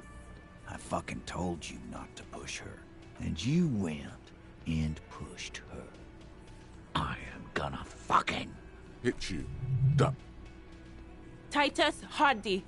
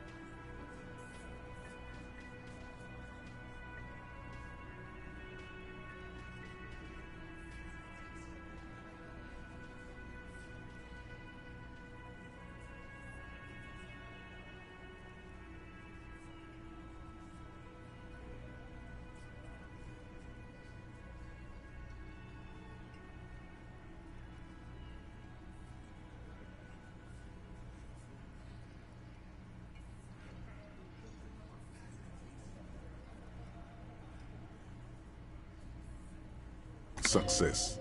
Titus backs off. Fists down, everybody. Everard personally sent me to take care of this. If this goes south, we'll all be in the shit. But you, Titus Hardy, are going to be buried. Am I understood? When she's angry, she emphasizes the S. It gives her voice a strangely hypnotic quality. Frankly, it's a bit terrifying. Someone has to rush in to break the tension. The second in command. Look, Copper. We know that that fuck was a rapist and a killer. We got him confessing to it on tape. Show it to him, T. What's the harm, right? Here, jerkwad. Listen to this shit. And then come back and tell me the soldier of the apocalypse was an innocent man.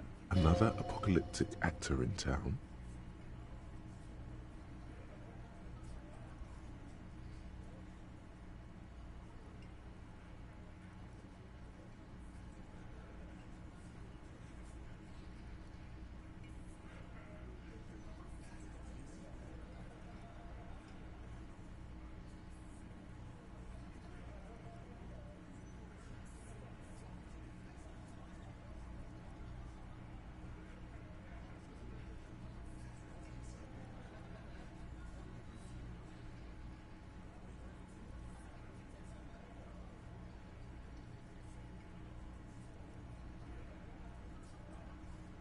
This is their last play, this tape. Their story is in tatters, a mess.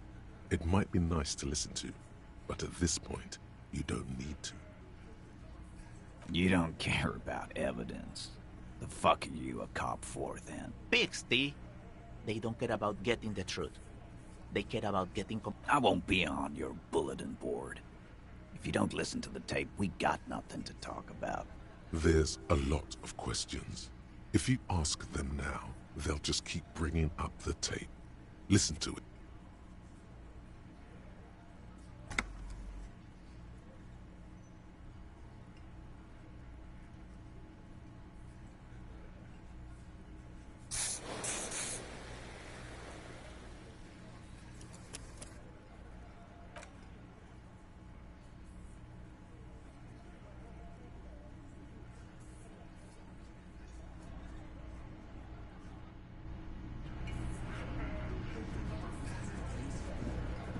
It's you again. What is it?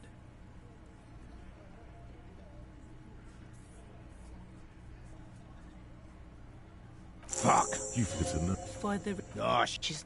Yeah, This is a diversion. Lawman, and you... Hit you. Titus. Success. Everett.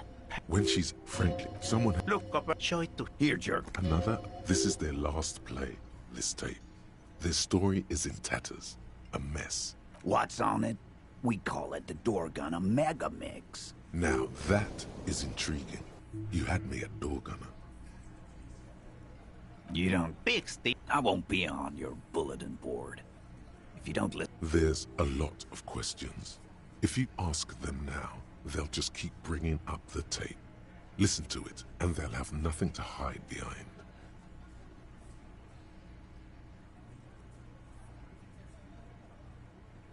You think we go into this shit deaf and dumb?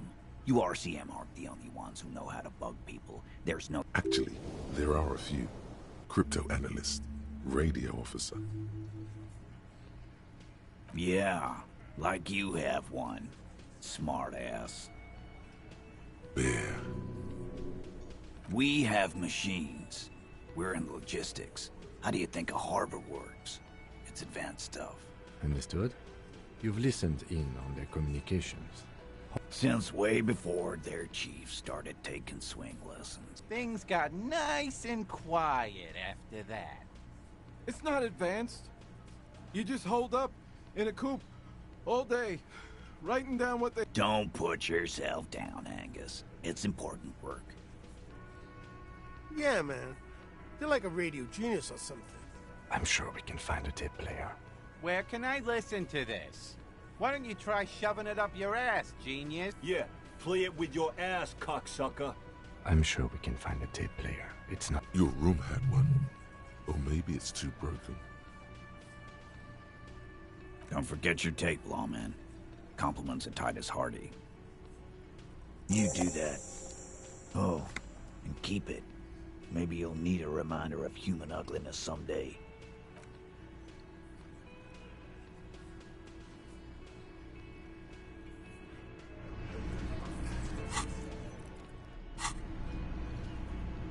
You stare at the tape feels ominous. Upon it,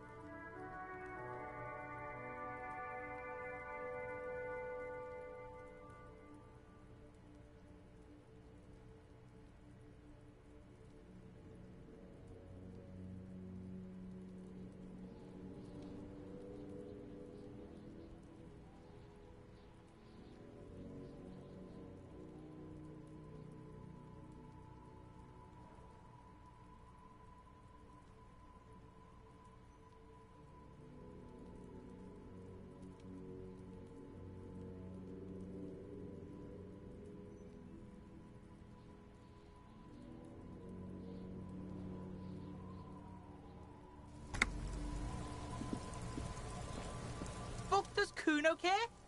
The fuck about it?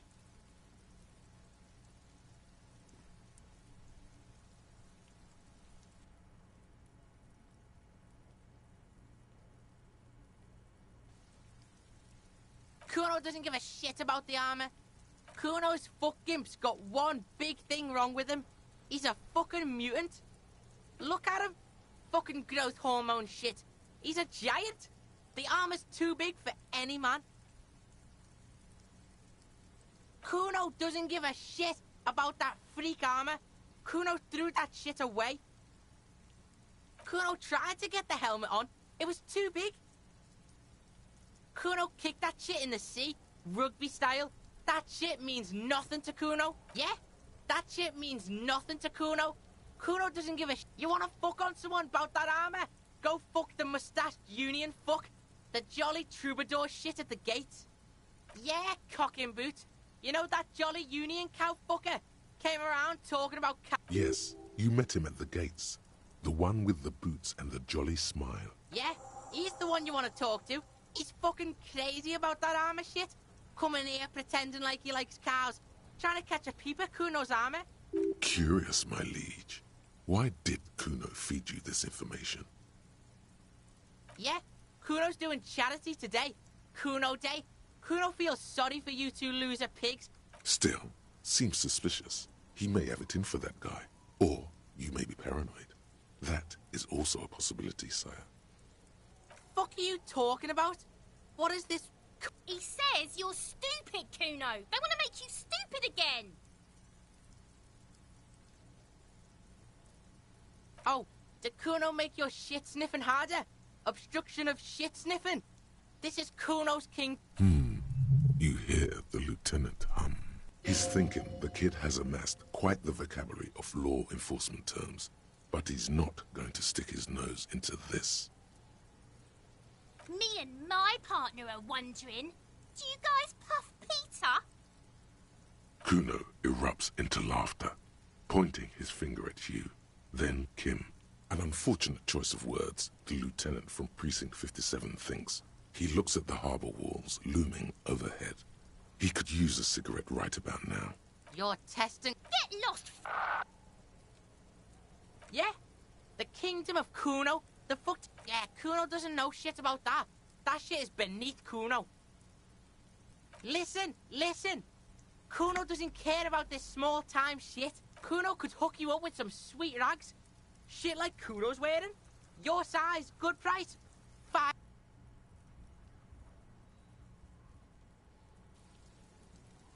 You'd have to be blind not to notice the giant white letters, F-A-L-N, running down his trouser leg.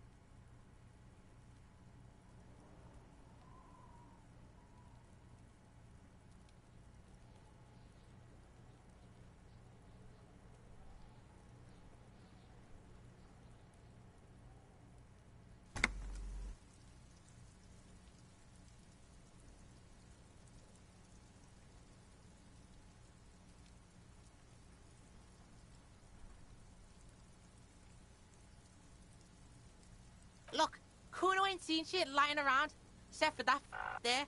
Now you want performance gear or not, Grandpa? The lieutenant remains silent, but his expression couldn't say, "I told you so," any louder. Pig, these are foul modulars. Liquid fit, performance crotch, urban survival shit. Made in me. Believe it, you need this shit. These could drastically improve your chances of survival in the urban wilderness. Coach Physical Instrument endorses these pants. They are tartan ready. They will also make you into an idiot.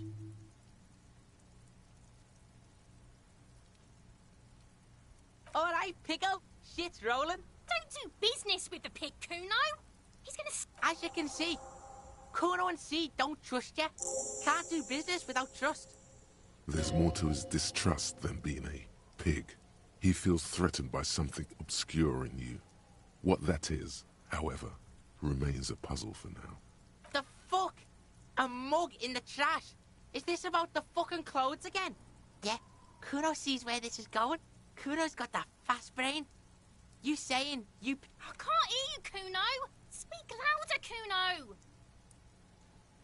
Shit, that's tense. Someone's going to the beat-down basement, huh? Mug guy gonna get tied to the radiator. Kuno doesn't know who put that shit in there. And if he did, he wouldn't squeal. Tell the Kuno who it was. He's curious. He likes putting 2 and 2 together here. Stop turning into a pig, Kuno. They're trying to get you hooked on the snitching. Get away from my Kuno.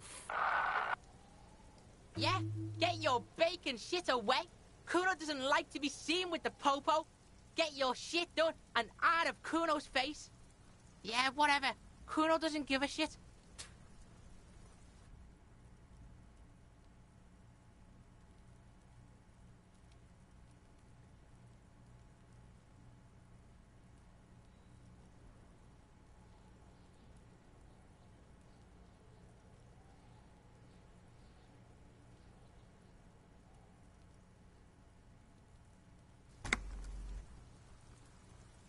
Yeah? The king... Yeah, whatever. Kuno, the fuck about it? Your test... Get lost! The fuck do you want with it? Good call, Pigmeister. Here, Pig. We're fun now.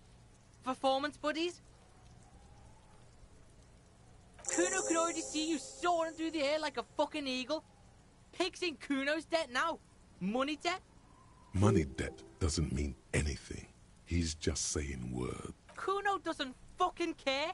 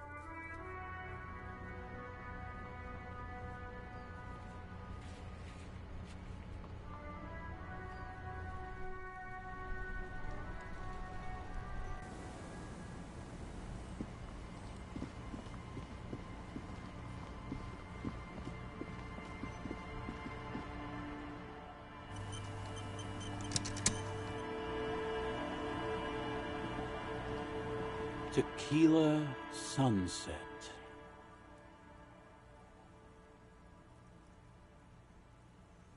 My jacket? A look of consternation crosses the man's face. What the fuck are you talking about, Tequila? Faum? That's medium concept stuff, not my style at all. It becomes abundantly clear to you how this man managed to lose his keys, business, friends, and girlfriend. I'm calling it. It's neurological.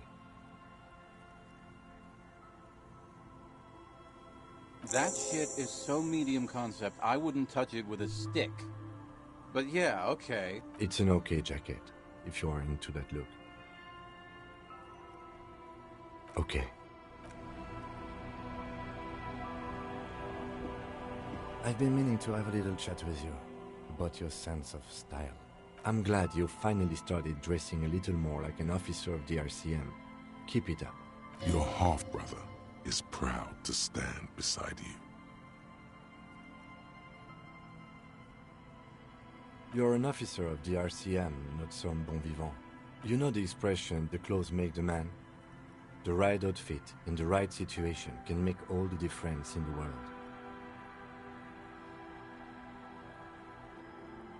Let's not get ahead of ourselves, Detective. A warm smile. Anyway, we should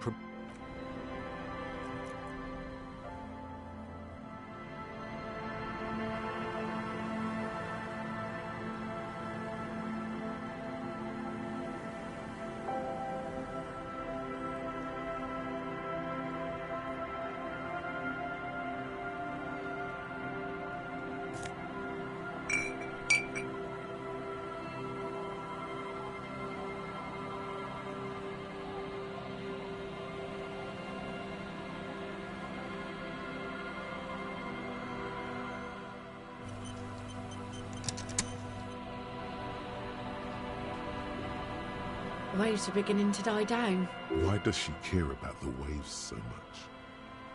What is it with waves and fishermen? We need to be out there with them. But until that happens, I can try to assist you the best I can. Are you? This says by signing, I agree to living with construction noise. What a nice idea. She sounds incredulous about the niceness of the idea. That Evrart and the Union have nice plans for anything. I thought they only cared about themselves. Well, I guess Union members have children too. And those members have a vote when electing the head of the local chapter.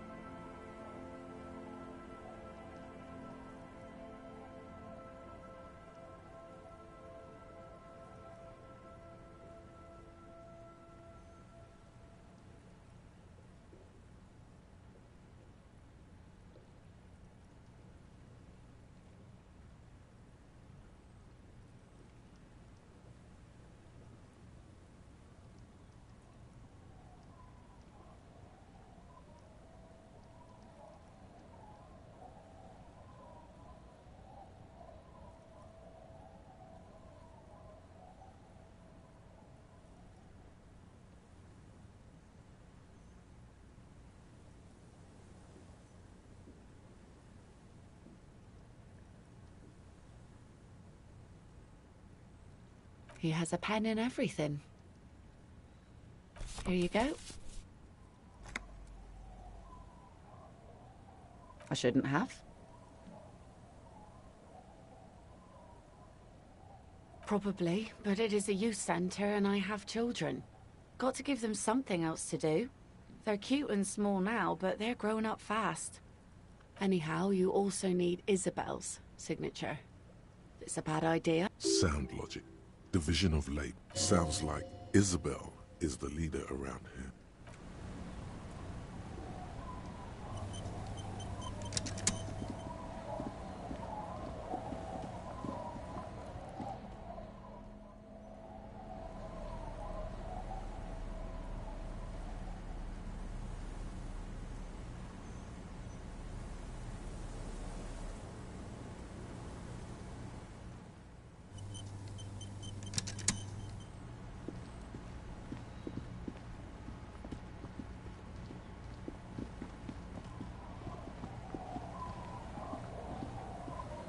Our tenant, the policeman.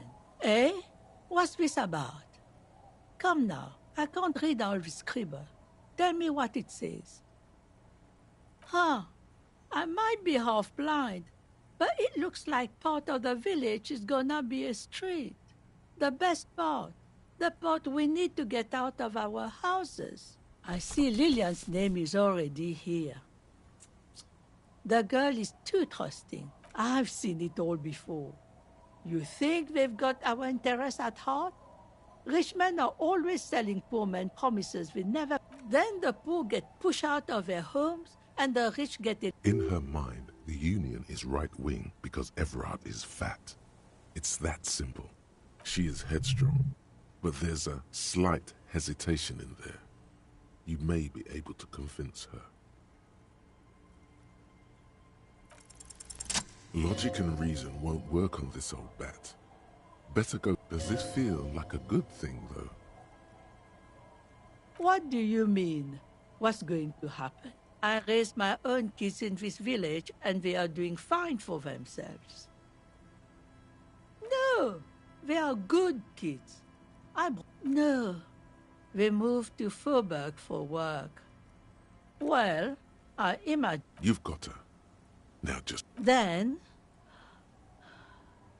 Wait. Let her come to it herself. I don't believe the Fat Man's Youth Center is going to change anything. But what other choice do we have? I won't be around much longer anyway. Not with the dampness in my bones. If they want to take a chance, who am I to stop them? Aye, we do. We do. But how do we do that? Reluctantly, she takes the pen from your hand, scribbles her name on the line. See that you didn't just get us all screwed. I might be half blind.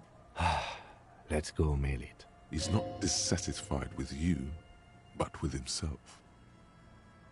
Huh? I like to see him try. If anything, I am gonna muscle him out. That doesn't make a whole lot of sense. She doesn't seem surprised by... Get out of here, trying to ruin my day. And that youth center better be a good one. I wield an army of drunks. Do not underestimate the effect of such a force.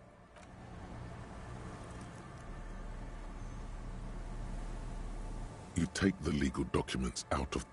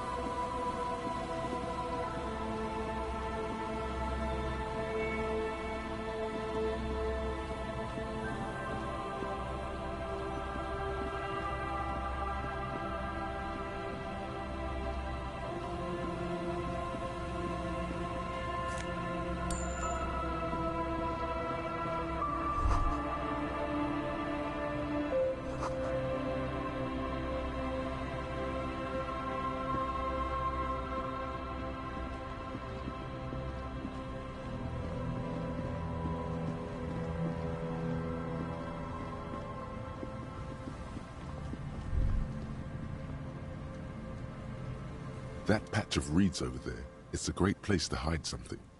Kind of out of the way, being so close to the water. You don't have a reason to. Yet. Nothing. Just a hunch. The hunch passes, leaving you there, by the old boy bobbing in the water. Time to go.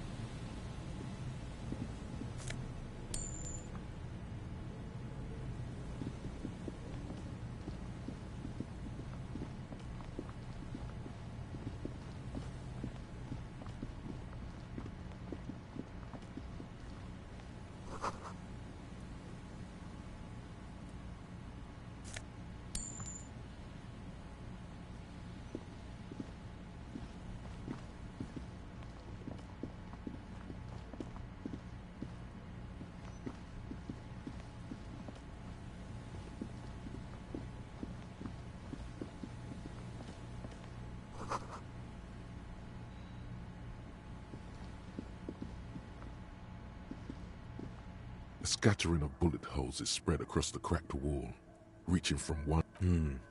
Correct. The density of the bullet holes is... Meaning, this is a lot of bullet holes. Looks like fully automatic rifle fire. The manufacturing and sale of automatic rifles was curtailed after the revolution. The destructive power of such tools proved to be too much.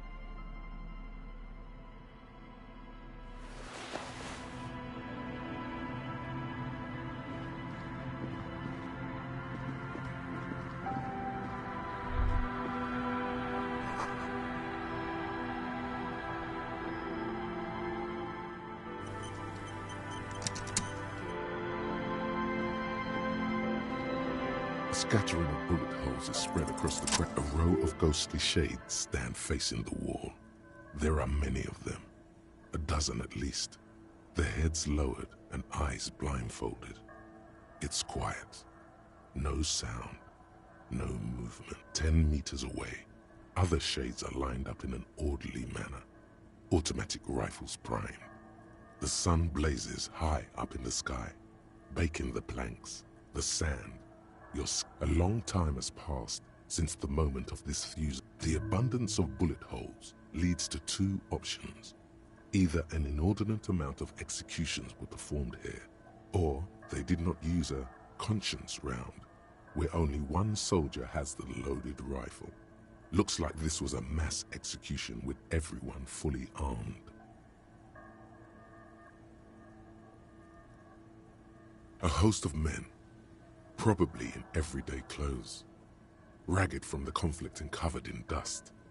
They were not sitting, a common practice for executions in some nations. They stand, facing the wall, ordinary people, familiar, each and every one of them.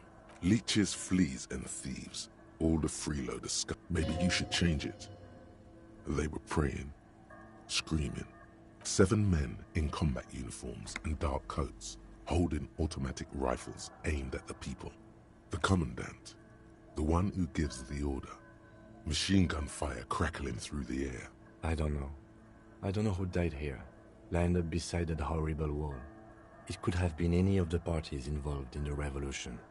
Perhaps the ones executed here were the loyalist conservatives, killed by the communists at the start of the Civil War. Or it could have been the communists. It could even have been the employees of the failed R&D center down the... Or maybe... Yeah. It's very unlikely the coalition forces were the ones who died here. They were always the last ones against the wall. To be honest, if a coalition member was anyone in this situation, it was... A cold...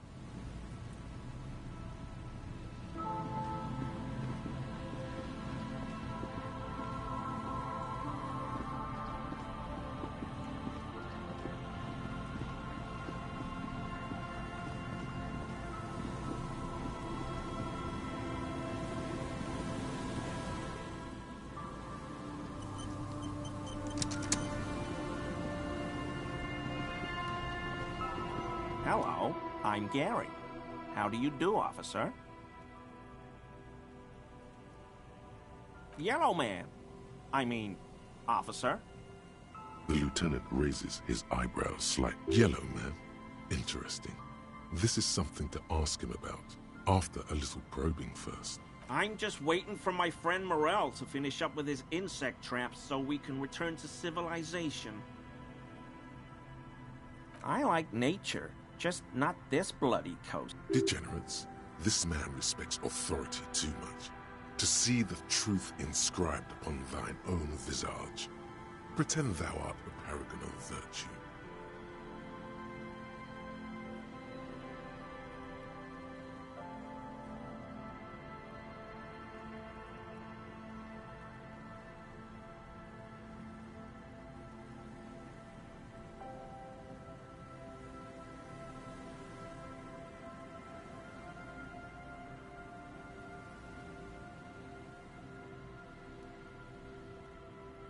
Dark times will do that to good... Serious question time.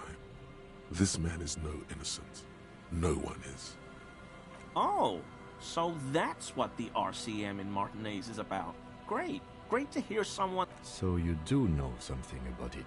No. Nothing. He was some kind of mercenary. But everyone here knows that. He's not feeling very comfy in his clothes, is he? He didn't kill him or anything, but there's something going on here. No.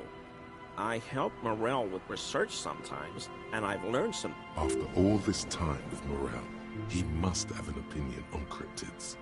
This could lead to a good one. Oh, yes, the burning rhino.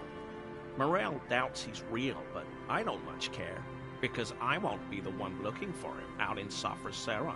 A rhinoceros that looks ordinary during the day, but burns brightly by night. Well, at least the males do. They have special ducts just above their shoulder blades that secrete a combustible fluid. But how is this combustible fluid lit? The rhino starts running very fast to build heat, then stops, raises its head, and sparks fly from its neck, setting its back ablaze. We don't really do that around here. Perhaps we should have more such decisive action in Revachol. The flames are not just for decoration. They are. During the burning rhino's mating season, herds of male rhinos, local peasants call it the passion ring. The lieutenant sighs, without looking up from his notes. It's clear the burning rhino is dear to him on many levels. My mug? Why would you think that?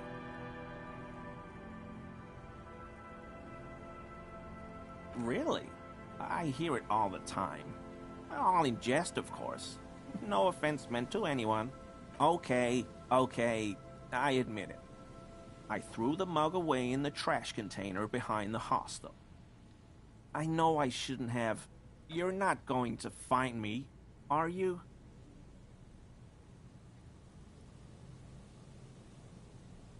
Oh, God. 250? How am I gonna pay that? Okay. I'll work harder. I'll pay it off. I promise. This is a considerable expense to him. 1 month's wage, most likely. It's, in a way, admirable how quickly he composes himself after such a blow. And I'll never do it again. I don't know what got into me, really. What did you do, Gary? Nothing. Nothing. Just... Here we go. Start pumping that sweet info. I know a guy who works with the trash collection services, CS Municipal, so I can use the Whirling's trash compactor to store my own stuff. Garbage disposal is expensive as hell. The damn Hemians run it. I'm sorry, okay? I thought I could cut costs. Disgraced. No need for the histrionic, sir. It was, after all... He studies his reaction. Gary doesn't answer. Officer, please. Let me explain. It's not like that. I was only cleaning up. I live right across the yard from where he was hanged, and I saw him stripped naked. All the clothes lying around in the yard, smelling. Then I came out to clean up the rags, because no one else would. I put them into the Whirling's trash, along with a broken mug, admittedly. Okay. I was coming to throw the mug away, and, well, I threw... Right. It was just civic duty. Exactly. That's exactly what it was. As he shifts uncomfortably, a series of clicks, like the clinking of glass beads against one another as they roll across a hardwood floor. You've heard this sound before. But where? What sound? Really? There's lots of weird stuff out here in the reeds, though. Every day, the wind shifts the reeds and whatever was left in them. Tambourines and condom. The sound you heard was not the sound of something easily abandoned. What? I haven't the slightest. Every day, the sound you heard was not... Armor? No. I mean, yes. Of course. I know he was wearing armor. An infant could see he's not telling the truth, but he's too scared to admit more wrongdoing. There's something going on here. You should observe him more closely after this topic is concluded. I hope I could help your investigation. Does this mean you were in his apartment, admiring his colonial mug collection? Perhaps it would be interesting to tell him.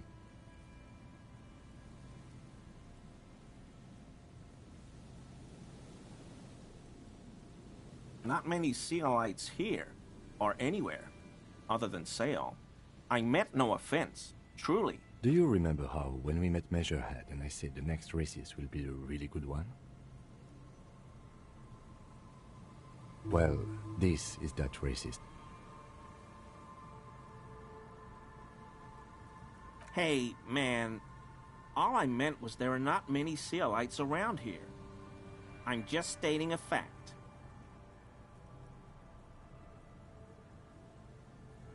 Oh, yes. Of course he is. I was just speaking about his... connections. Let's change the subject. Sure do, officer. His eyes narrow slightly. He's wondering where this is going.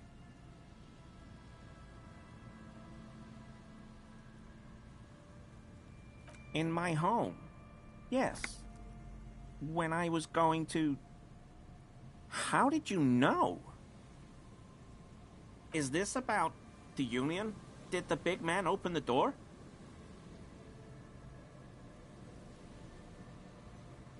So you work for Everard Clare? Officer, please tell him we're good. No, tell him I'll make it up to him. What have I done? He'll send the muscle after... As he lowers his tone, he hunches his back.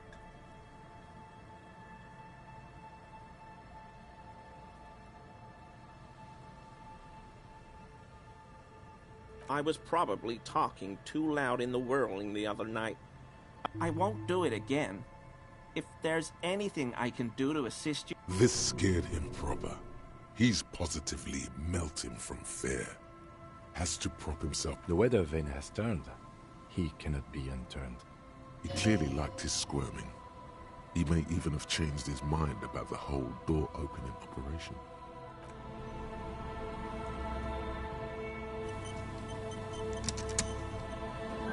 Always officers. That shirt looks very uncomfortable on him. Look at the buttons, barely keeping that thing together, as if something is ready to rip out from under. Yes, like a piece of ceramic armor, for example. One that makes a clicking sound when the plates meet each other, resembling pearls or marbles, stolen from the corpse in the yard near where he lives. I knew you'd figure it out, officer. I'm sorry I was ashamed of what I did. And I didn't want you to know. We're not detecting falsehood, sire. He's gearing up to admit the truth. This shame is... Gary! What's going on? Later, Morale. I've got apologizing to do. No, you've got explaining to do. He sighs again, hangs his head, and unbuttons his shirt fully. A cuirass that matches the dead man's boots comes into view. Soon it is in your hands, smelling of his sweat. Everyone was picking those pieces off him, and I was watching them do it. And they'd scattered his clothes all over the yard, everything. So I went there to take out the trash and started cleaning up. All those rags on the ground, him swinging up there, and only the cuirass was left. So I stripped it off him. It was early in the morning. No one saw me. I took it with me. It was a mistake. We're detecting sincere contrition here, sire.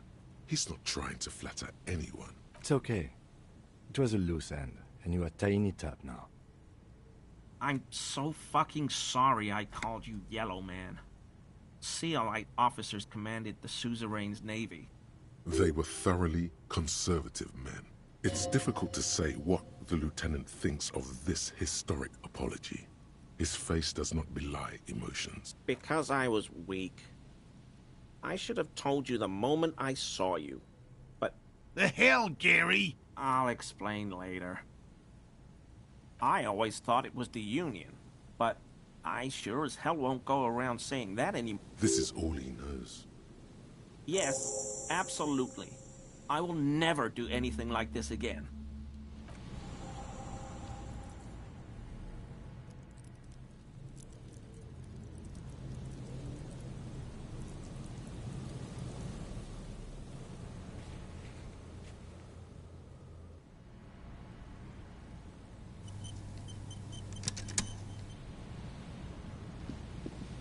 Here we go. Nice and easy. There's a cylinder on the ground in which the man is... Who's there? Oh, the police. His self-conscious enthusiasm renders his movements To what do I owe the pleasure? That's sarcasm. He takes no pleasure from your appearance. Oh no, it's all right. I'm just busy. What's this about? Of course. Thank you for passing along the message. That damn water lock is broken. and we can't go all the way around the 881. The 881 is a raised motorway that separates Martinez from Jamrock. The labyrinth of streets underneath it makes it difficult to park. You broke the waterlock with a motor carriage? But there was a billboard in the canal. Not a vehicle. It said Samaran Butter. Why?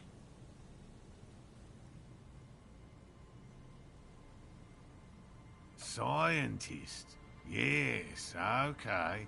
But you said the war... Did he say we can go back now? Yes, Gary! We can go soon! Sir, your wife is waiting for you. I just have to do one more round. See if the Phasmid has taken the bait.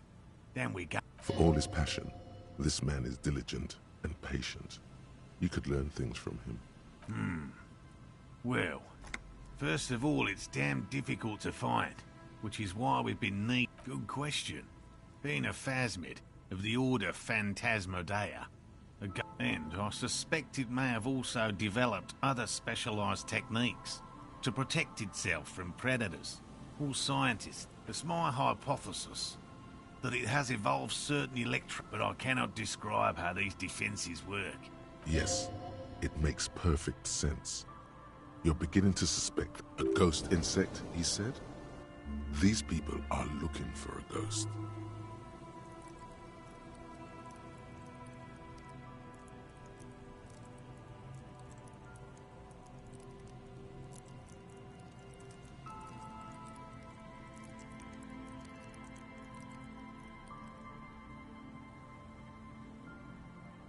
No, that is precisely what we're not. We are zoological specialists. I'm expecting it to be quite giant. One known species of phasmid, called the Megaphasmodea zoensis, is about the size of a grown man's forearm. So, typical rookie assumption. Insects are much more sophisticated creatures than those unversed in zoology. Even simply catching a glimpse of the Insulindian phasmid would be the apex of my, of any, cryptozoologist's career. Would be glory itself. Very little, I'm sorry to say. No one's ever captured a specimen. Not yet. That's what makes it a cryptid. Just out of curiosity, if there's no proof... I know it's real.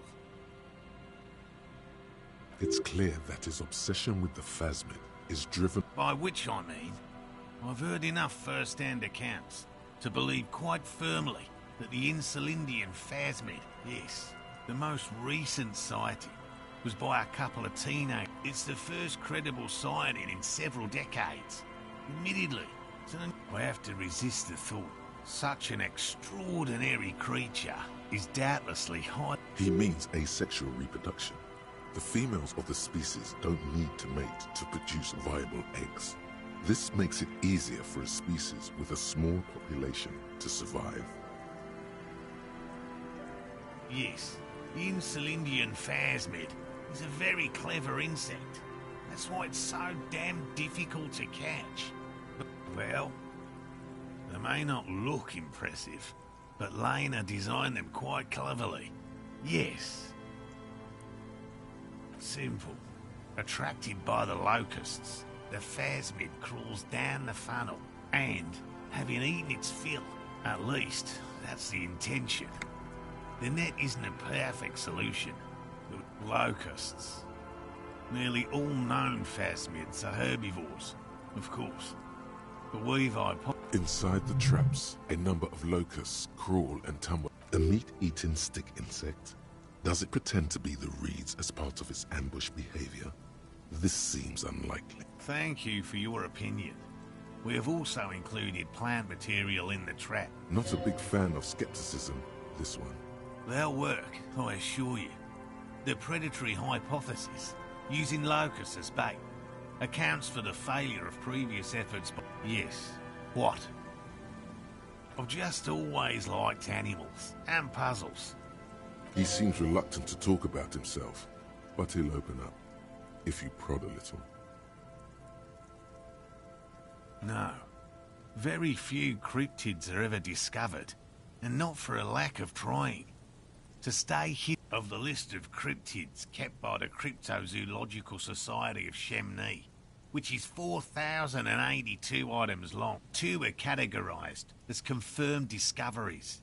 The rest are in differing stages of Yes, the Chateauquan forest pygmy, who turned out to be an extinct species of primate, and a cave salamander. We cryptozoologists are brutally honest with ourselves, more so even than the public. Indeed. If our expedition is successful, every paper in... The hair on your arms stand up. Electricity. Sounds like reeds hissing. He has clearly done his math on this. There is no surprising him or swaying his opinion. It's not child's play. Just because after real. I know you think one is a respectable profession, while the other is superstition. Everyone does. My methods do not differ from other scientists. I simply draw... No, as I said, I have yet to catch a crypt. Interesting. Something for later, this close call. Everything from forgotten regional lore to newspaper accounts, like the one that brought us here, to look for the fairs. He's interested in things that people believe that scientists don't. Most establishment scientists only care about reputation and remuneration, not... Yes? All right. What cryptids precisely? We would have to discuss. You need to ask him about specific cryptids. Cryptids you've heard about from Lena, or his friend Gary. He won't just talk. A willow person. It's a long story. One non-specialist would find rather dull. Willow people? Not at all. They're not people, really. Some argue they aren't really animals. They're very, very thin. Almost flat, in fact. And can camouflage themselves easily. Wrapping themselves around trees and blending in with the tree bark. In that way, they're not too... You probably have. Gary and I painted an entire grove's worth of trees in slow-drying paints. It was a bright lavender colour. I was hoping one... After waiting in hiding for hours, I saw a figure slip from one of the... I chased it with a net. Not very elegant. You can't be A lavender shadow. I know you think we were snacking on funny mushrooms. It's easy. Furthermore, I'm not saying it was a confirmed sighting. I'm painfully aware of what goes into verifying something. He makes it a real point here to sound falsifiable. Formerly the most dangerous, yes. But do you know that... He doesn't want to make it feel like you knowing it is some big deal. The most dangerous cryptid is a carnivorous ruminant, known colloquially as the Dread Moose. Yes, the Dread Moose subsists entirely on flesh. It has even been known to dig up fresh graves in search of sustenance. Human remains have been found deep in the forest, torn apart, then trampled into the mulch by large hooves. Infer from that what you will, just like an ordinary ardent moose. You can't. That's what makes it so dreadful. A moose that looks like any other moose. What's going on here? He's kidding, right? Of course you do. The bodies found in the forest are just one piece of physical evidence. There's more. Sightings in A detective. Pardon me, I did not wish to seek conflict. It's simply my training to question things. Understood, Lieutenant. That's impressive, I guess. But have you seen it with your own eyes? I haven't had a chance to travel to Coco North. No. And I likely never... I fear this mindless barbarism may have wiped out the elusive creature it... Yes. Sightings of... It remains unclear what this has got to do with you seeing it, as he... Oh, everyone knows about that one. Thanks to Professor... A bit of jealousy there. He'd want that glory, truth be told. Although, probably because her life ended as a result of her work in Gutler. No one remembers her contributions to the search for the Nongok, a flightless cursor owl found in the Seminine Isles. Its long legs permit the Nongok to run fast when it's not hunting its prey in this manner. The Ock hangs from tree branches. Mijanu liked extreme animals, you see. One of the few figures... Oh, decades ago. In the 30s. I didn't know her personally, of course. Did he? That one's a hoax. Some Seraise rice farmers set fire to rhinoceros cadet many times. It always turns into an argument. Many of them probably are. Statistically speaking, about 20... If perhaps slightly less enjoyable. Which one? The burning rhino is where they draw the line.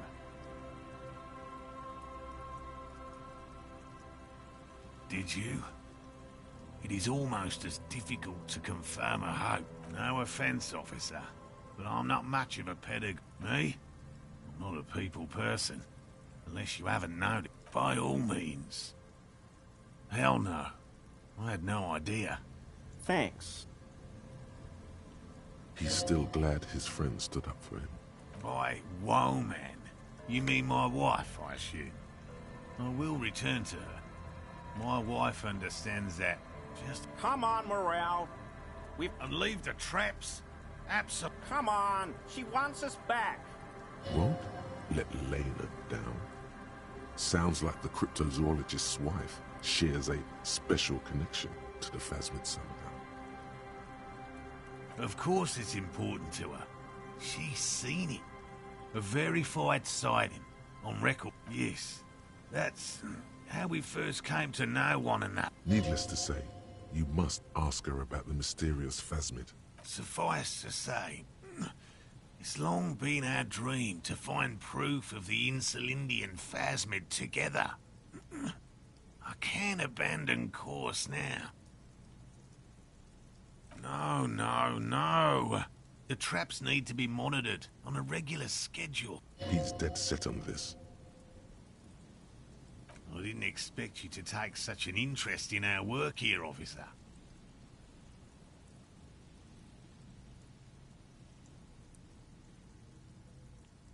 Caught the bug, I see.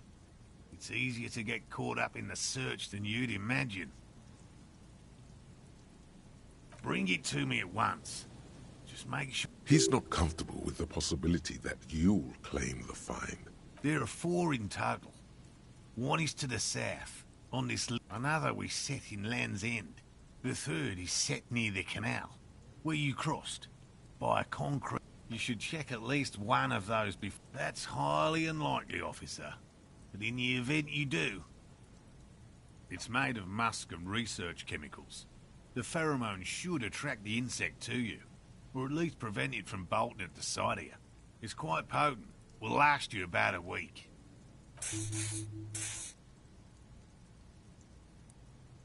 This is the smell of dying reeds, of longing crumbling. I hope you're not buying this. He dispenses it without letting you touch the canister, so it would be precious like holy water. It is precious. A single dose cost me 50 real to develop. Not that... Right. Which... Whatever he thinks about this detour, it's clear... Finally! Thank you for your help. Gary and I will start breaking down camp. If you have any more questions...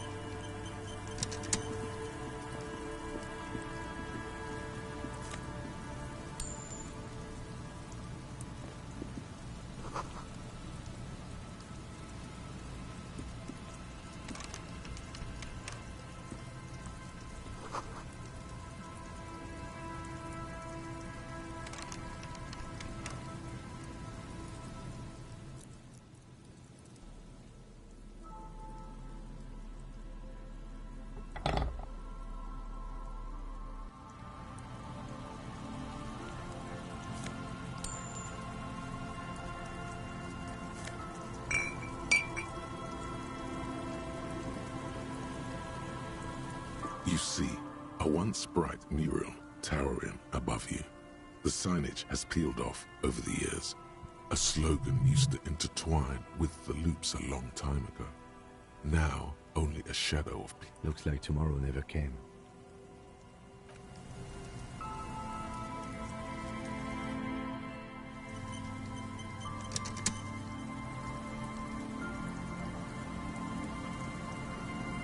And Mikhail noticed the windows, especially with how there are no windows on the south side. This was to deal with. You officers, come to investigate the historic subtext of West Martinez? I'm Tran Heilostam. You must be Kim Kitsuragi, right? I was just telling my son about this building. Not a lot of people realized. Nice to meet you. Yes, hypertext, young carp, and the collection of cultural hyperlinks. Oh yes, so Mikhail. They had to deal with monitor glare, especially in the summer. They still had vector monitors back then. That was 49 years ago. So they didn't have... No, I can't say that we've met before, but I've heard of Kim, of course. Mikhail, say hi to the officers. Mikhail's a little tired today. We spent all night trying to run Orbis on his radio computer. Have you heard of it? It's a programming language used in... The man speaks in the artificial cadence of a professor. But I assume you're not here for giant worms when there are so many real things to see.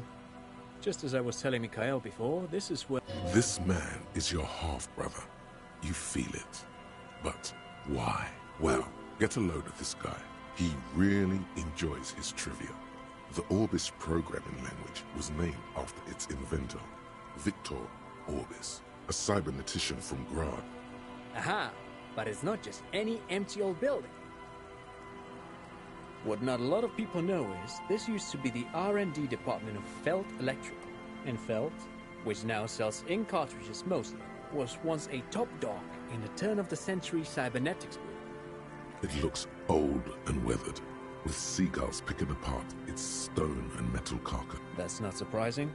Only a vestigial ink cartridge and ferrotape manufacturer remains. They started out as a midway electronics outfit in Königstein 2 centuries ago.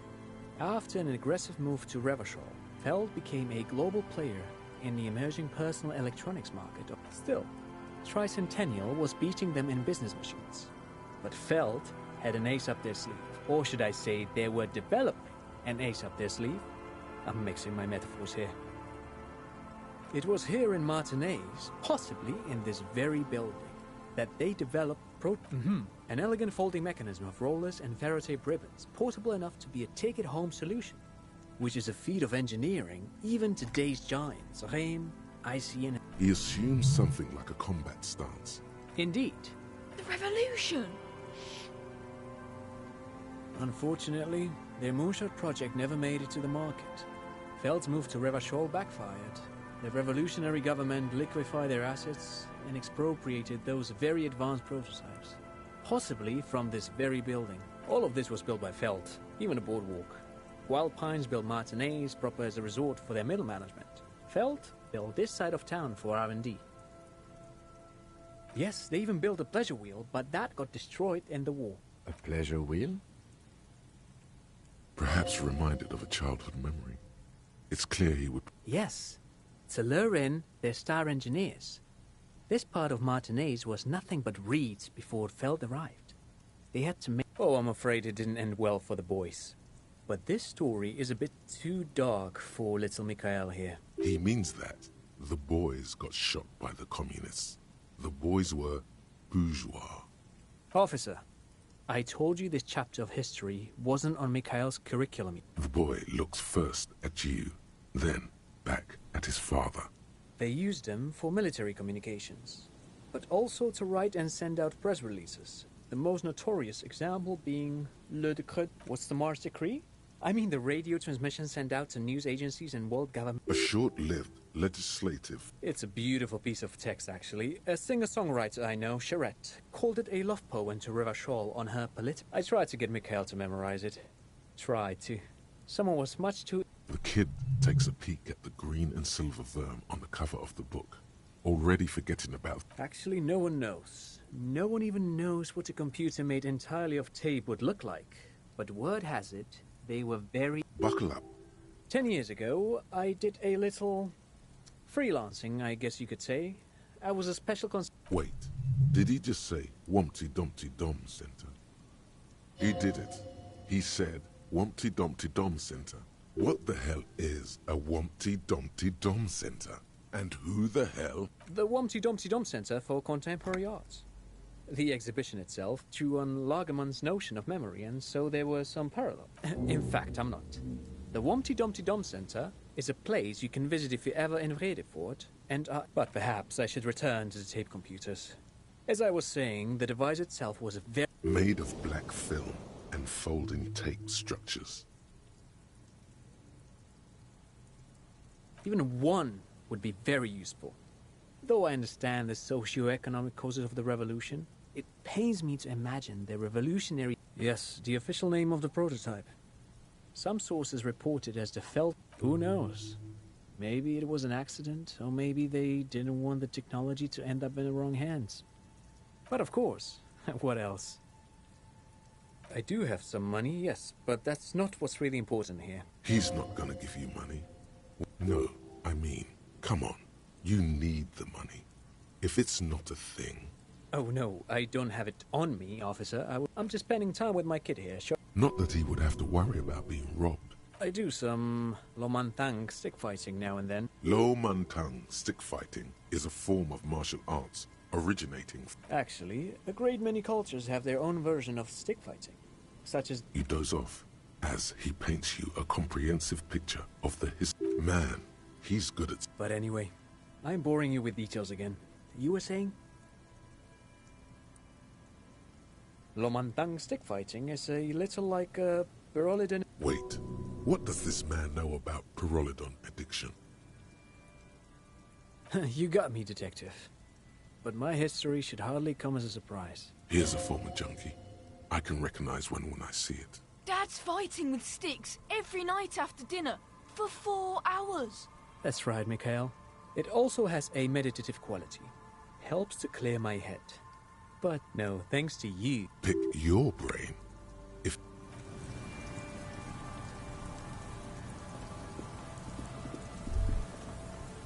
The remaining windows rattle from a strong gust of wind.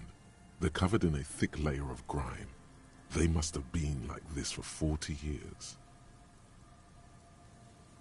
Dripping water falls from a high place. All you can see is the shadow of a collapsing staircase. There's rust and corrosion on the bars. They're foaming with it. And a... No. I won't even try. You know, I had a partner once. They called him Eyes, because he had to show me things. This partner of his, Eyes, things didn't end well. It saddens him to say his name. Don't even ask. He wouldn't answer. Me? Well enough, actually. It's odd how that works. I'm no sharpshooter, but I...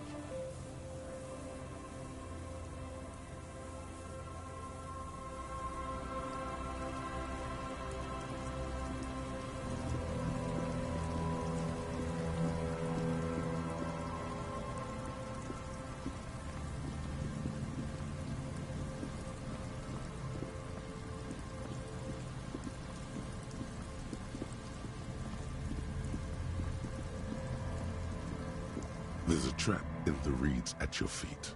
Behind you, a ruined residence. When this district was booming, the reeds were kept at bay. Nothing obscured the freshly locusts are crawling around in the trap, confused. Big surprise. Anyway, 1 down, 3 to go. No, you weren't.